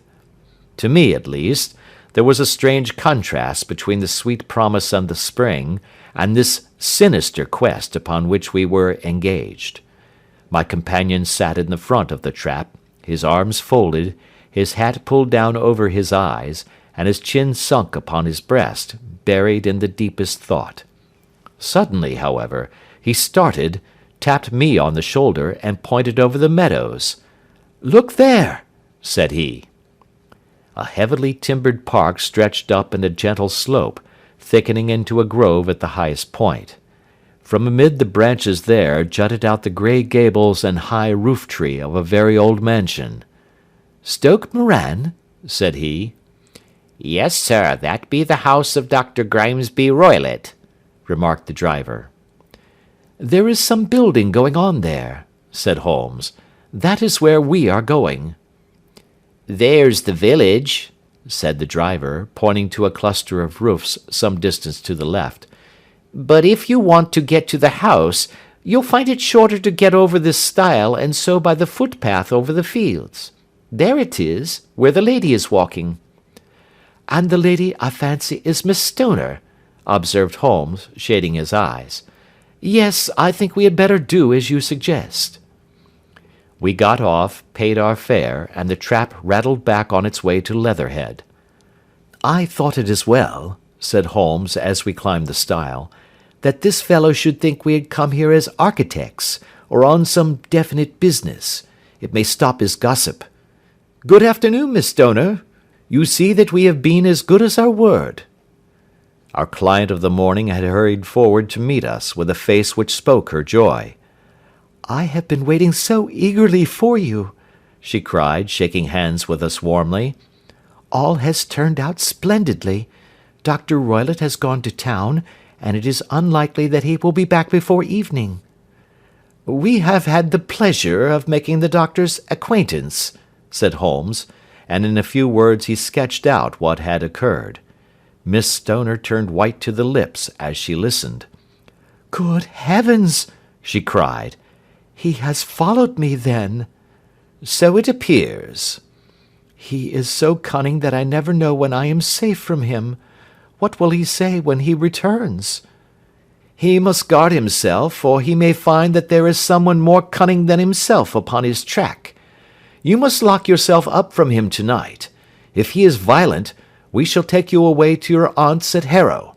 Now, we must make the best use of our time, so kindly take us at once to the rooms which we are to examine." The building was of grey, lichen-blotched stone, with a high central portion and 2 curving wings like the claws of a crab, thrown out on each side. In one of these wings the windows were broken and blocked with wooden boards, while the roof was partly caved in, a picture of ruin. The central portion was in little better repair, but the right-hand block was comparatively modern, and the blinds in the windows, with the blue smoke curling up from the chimneys, showed that this was where the family resided. Some scaffolding had been erected against the end wall, and the stonework had been broken into, but there were no signs of any workmen at the moment of our visit. Holmes walked slowly up and down the ill-trimmed lawn, and examined with deep attention the outsides of the windows. This, I take it, belongs to the room in which you used to sleep, the centre one to your sister's, and the one next to the main building to Dr. Roylett's chamber? Exactly so, but I am now sleeping in the middle one. Pending the alterations, as I understand. By the way, there does not seem to be any very pressing need for repairs at that end wall. There were none. I believe that it was an excuse to move me from my room. Ah, that is suggestive. Now, on the other side of this narrow wing runs the corridor from which these 3 rooms open. There are windows in it, of course. Yes, but very small ones, too narrow for anyone to pass through. As you both locked your doors at night, your rooms were unapproachable from that side. Now, would you have the kindness to go into your room and bar your shutters? Miss Stoner did so, and Holmes, after a careful examination through the open window, endeavoured in every way to force the shutter open, but without success. There was no slit through which a knife could be passed to raise the bar. Then with his lens he tested the hinges, but they were of solid iron, built firmly into the massive masonry. Said he, scratching his chin in some perplexity. My theory certainly presents some difficulties. No one could pass these shutters if they were bolted. Well, we shall see if the inside throws any light upon the matter. A small side door led into the whitewashed corridor from which the 3 bedrooms opened. Holmes refused to examine the 3rd chamber, so he passed at once to the 2nd, that in which Miss Stoner was now sleeping, and in which her sister had met with her fate. It was a homely little room, with a low ceiling and a gaping fireplace, after the fashion of old country houses. A brown chest of drawers stood in one corner, a narrow white counterpaned bed at another, and a dressing-table on the left-hand side of the window. These articles, with 2 small wicker-work chairs, made up all the furniture in the room save for a square of Wilton carpet in the centre. The boards round and the panelling of the walls were of brown, worm-eaten oak, so old and discoloured that it may have dated from the original building of the house. Holmes drew one of the chairs into a corner and sat silent, while his eyes travelled round and up and down, taking in every detail of the apartment. "Where does that bell communicate with?" he asked at last, pointing to a thick bell-rope which hung down beside the bed, the tassel actually lying upon the pillow. "It goes to the housekeeper's room." "It looks newer than the other things?" "Yes, it was only put there a couple of years ago." "Your sister asked for it, I suppose?" "No, I never heard of her using it. We used always to get what we wanted for ourselves." "Indeed? It seemed unnecessary to put so nice a bell-pull there. You will excuse me for a few minutes while I satisfy myself as to this floor." He threw himself down upon his face with his lens in his hand, and crawled swiftly backward and forward, examining minutely the cracks between the boards. Then he did the same with the woodwork with which the chamber was panelled. Finally he walked over to the bed, and spent some time in staring at it, and in running his eye up and down the wall. Finally he took the bell-rope in his hand and gave it a brisk tug. "Why, it's a dummy," said he. "Won't it ring?" "No, it is not even attached to a wire. This is very interesting. You can see now that it is fastened to a hook, just above where the little opening for the ventilator is." "How very absurd! I never noticed that before." "Very strange," muttered Holmes, pulling at the rope. "There are 1 or 2 very singular points about this room. For example, what a fool a builder must be to open a ventilator into another room, when with the same trouble he might have communicated with the outside air." "That is also quite modern," said the lady. "Done about the same time as the bell-rope," remarked Holmes. "Yes, there were several little changes carried out about that time." "They seem to have been of a most interesting character, dummy bell-ropes and ventilators which do not ventilate. With your permission, Miss Stoner, We shall now carry our researches into the inner apartment." Dr. Grimesby Roylott's chamber was larger than that of his stepdaughter, but was as plainly furnished. A camp bed, a small wooden shelf full of books, mostly of a technical character, an armchair beside the bed, a plain wooden chair against the wall, a round table, and a large iron safe were the principal things which met the eye. Holmes walked slowly round and examined each and all of them with the keenest interest. "What's in here?" he asked, tapping the safe. "My stepfather's business papers." "Oh, you have seen inside, then?" "Only once, some years ago. I remember that it was full of papers." "There isn't a cat in it, for example?" "No. What a strange idea." "Well, look at this." He took up a small saucer of milk which stood on the top of it. "No, we don't keep a cat, but there is a cheetah and a baboon." "Ah, yes, of course. Well, a cheetah is just a big cat, and yet a saucer of milk does not go very far in satisfying its wants, I dare say. There is one point which I should wish to determine."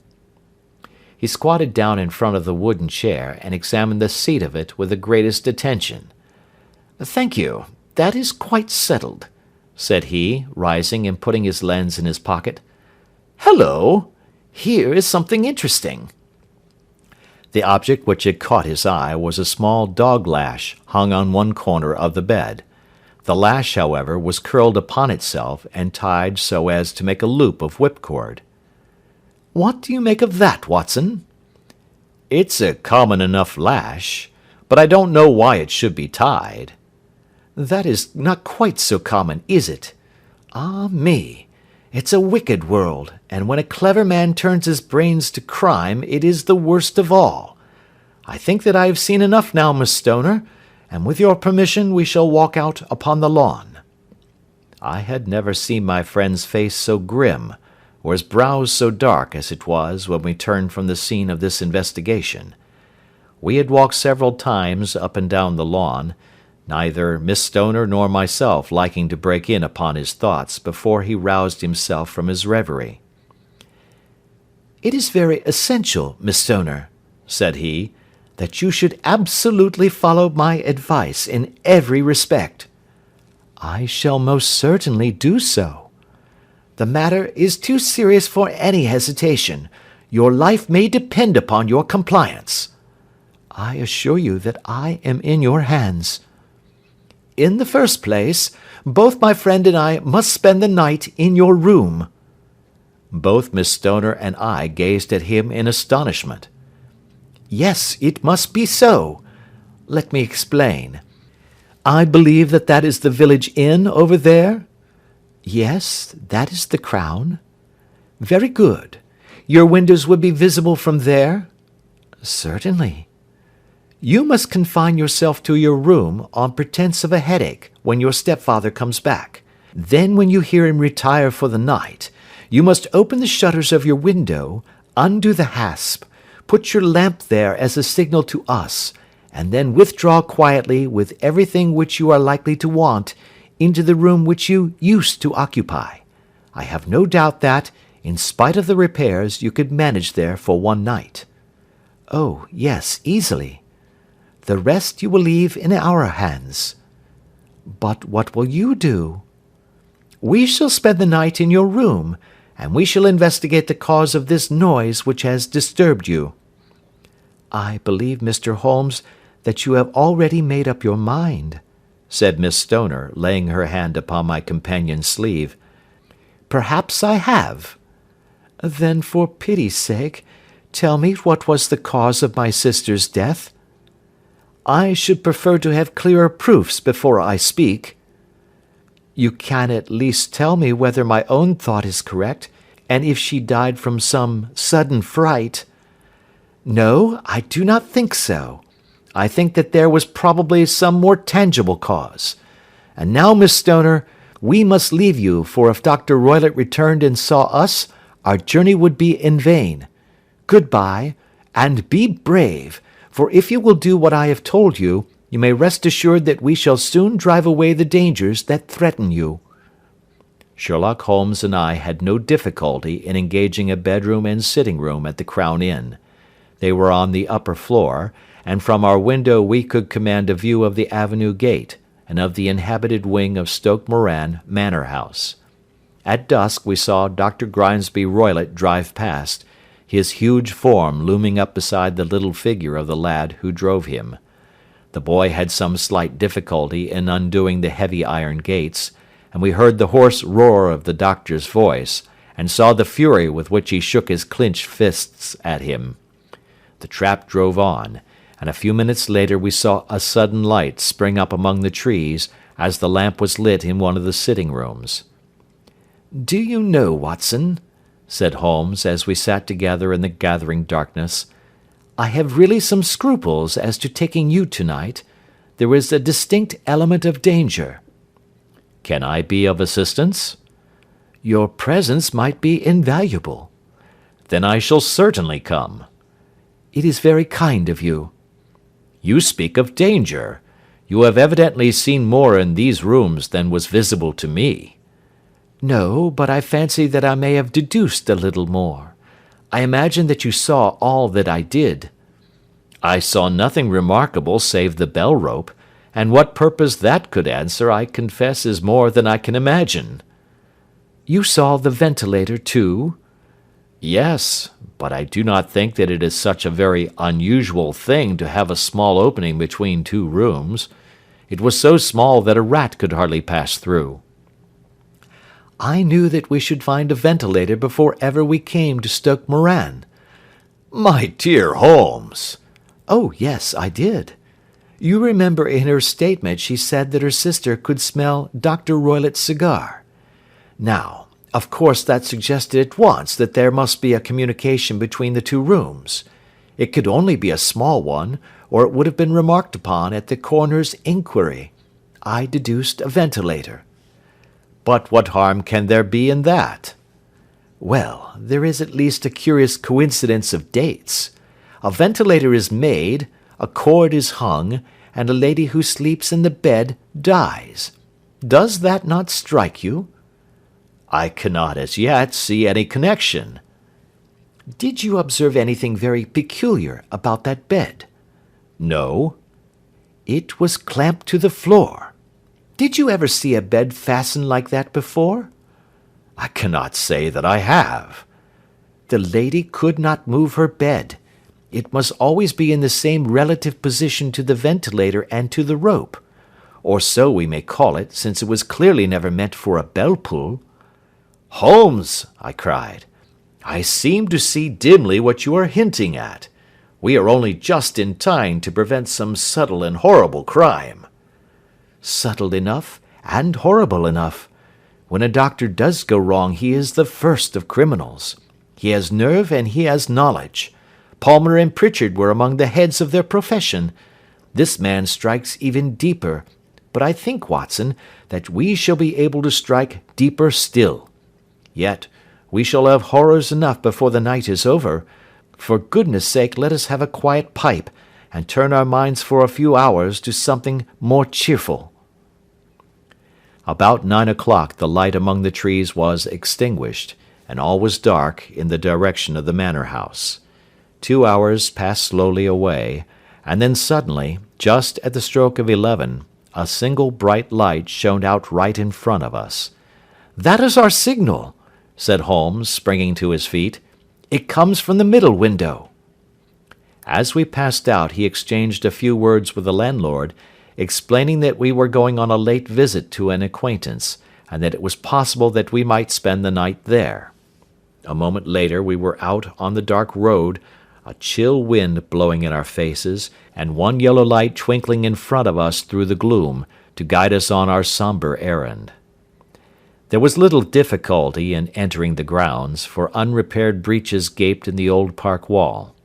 Making our way among the trees, we reached the lawn, crossed it, and were about to enter through the window, when out from a clump of laurel bushes there darted what seemed to be a hideous and distorted child, who threw itself upon the grass with writhing limbs, and then ran swiftly across the lawn into the darkness. "My God!" I whispered. "Did you see it?" Holmes was for the moment as startled as I. His hand closed like a vice upon my wrist in his agitation. Then he broke into a low laugh and put his lips to my ear. "It is a nice household," he murmured. "That is the baboon." I had forgotten the strange pets which the doctor affected. There was a cheetah, too. Perhaps we might find it upon our shoulders at any moment. I confess that I felt easier in my mind when, after following Holmes's example and slipping off my shoes, I found myself inside the bedroom. My companion noiselessly closed the shutters, moved the lamp onto the table, and cast his eyes round the room. All was as we had seen it in the daytime. Then, creeping up to me and making a trumpet of his hand, he whispered into my ear again so gently that it was all that I could do to distinguish the words. "The least sound would be fatal to our plans." I nodded to show that I had heard. "We must sit without light. He would see it through the ventilator." I nodded again. "Do not go asleep. Your very life may depend upon it. Have your pistol ready in case we should need it. I will sit on the side of the bed, and you in that chair." I took out my revolver and laid it on the corner of the table. Holmes had brought up a long, thin cane, and this he placed upon the bed beside him. By it he laid the box of matches and the stump of a candle. Then he turned down the lamp, and we were left in darkness. How shall I ever forget that dreadful vigil? I could not hear a sound, not even the drawing of a breath, and yet I knew that my companion sat open-eyed, within a few feet of me, in the same state of nervous tension in which I was myself. The shutters cut off the least ray of light, and we waited in absolute darkness.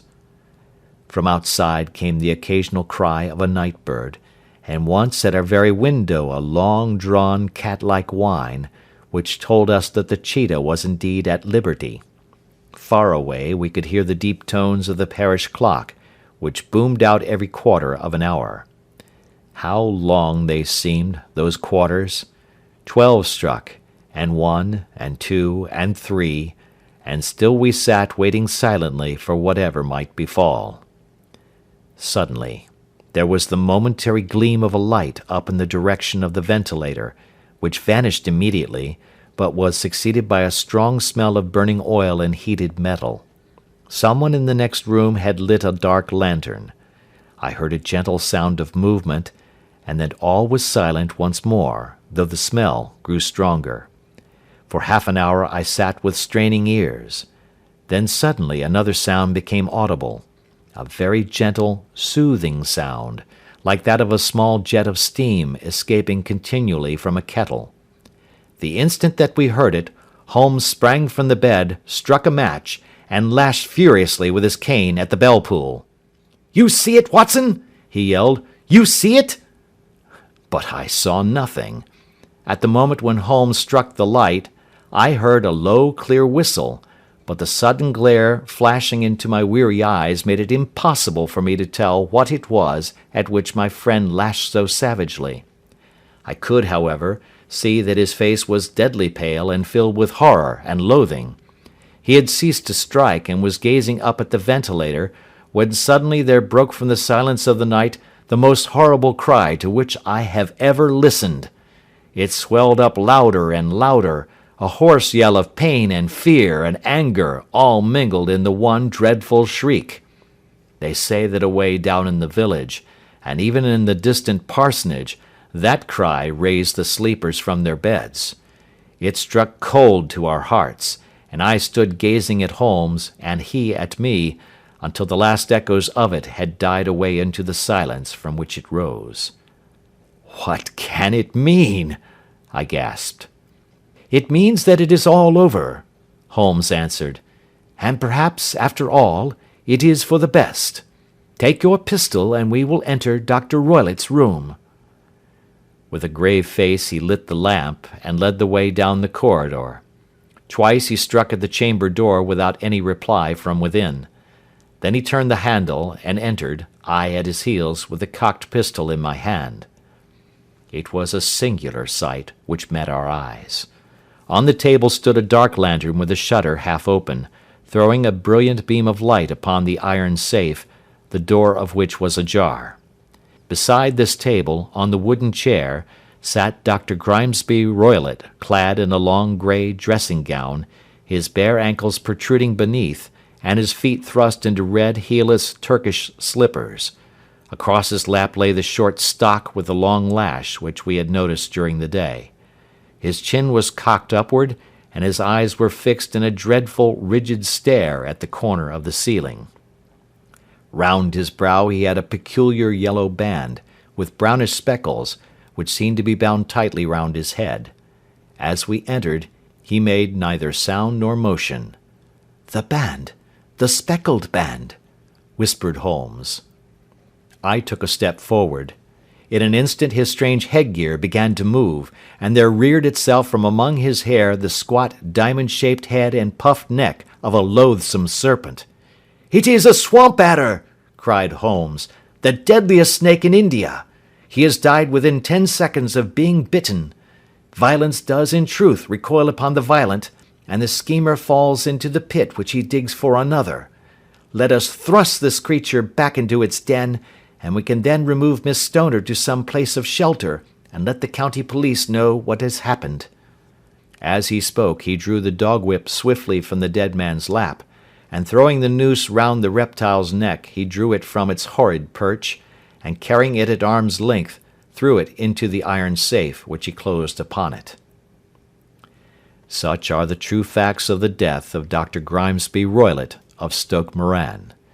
It is not necessary that I should prolong a narrative which has already run to too great a length by telling how we broke the sad news to the terrified girl, how we conveyed her by the morning train to the care of her good aunt at Harrow, of how the slow process of official inquiry came to the conclusion that the doctor met his fate while indiscreetly playing with a dangerous pet. The little which I had yet to learn of the case was told me by Sherlock Holmes as we travelled back next day. "I had," said he, "come to an entirely erroneous conclusion which shows, my dear Watson, how dangerous it always is to reason from insufficient data. The presence of the gipsies, and the use of the word band, which was used by the poor girl, no doubt, to explain the appearance which she had caught a hurried glimpse of by the light of her match, were sufficient to put me upon an entirely wrong scent. I can only claim the merit that I instantly reconsidered my position when, however, it became clear to me that whatever danger threatened an occupant of the room could not come either from the window or the door. My attention was speedily drawn, as I have already remarked to you, to this ventilator, and to the bell rope which hung down to the bed. The discovery that this was a dummy, and that the bed was clamped to the floor, instantly gave rise to the suspicion that the rope was there as a bridge for something passing through the hole and coming to the bed. The idea of a snake instantly occurred to me, and when I coupled it with my knowledge that the doctor was furnished with a supply of creatures from India, I felt that I was probably on the right track. The idea of using a form of poison which could not possibly be discovered by any chemical test was just such a one as would occur to a clever and ruthless man who had had an Eastern training. The rapidity with which such a poison would take effect would also, from his point of view, be an advantage. It would be a sharp-eyed coroner, indeed, who could distinguish the 2 little dark punctures which would show where the poisoned fangs had done their work. Then I thought of the whistle. Of course, he must recall the snake before the morning light revealed it to the victim. He had trained it, probably by the use of the milk which we saw, to return to him when summoned. He would put it through this ventilator at the hour that he thought best, with the certainty that it would crawl down the rope and land on the bed. It might or might not bite the occupant. Perhaps she might escape every night for a week, but sooner or later she must fall a victim. I had come to these conclusions before ever I had entered his room, An inspection of his chair showed me that he had been in the habit of standing on it, which of course would be necessary in order that he should reach the ventilator. The sight of the safe, the saucer of milk, and the loop of whipcord were enough to finally dispel any doubts which may have remained. The metallic clang heard by Miss Stoner was obviously caused by her stepfather hastily closing the door of his safe upon its terrible occupant. Having once made up my mind, you know the steps which I took in order to put the matter to the proof.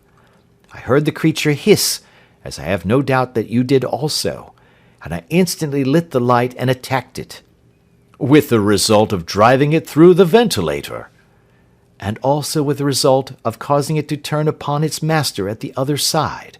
Some of the blows of my cane came home and roused its snakish temper, so that it flew upon the first person it saw.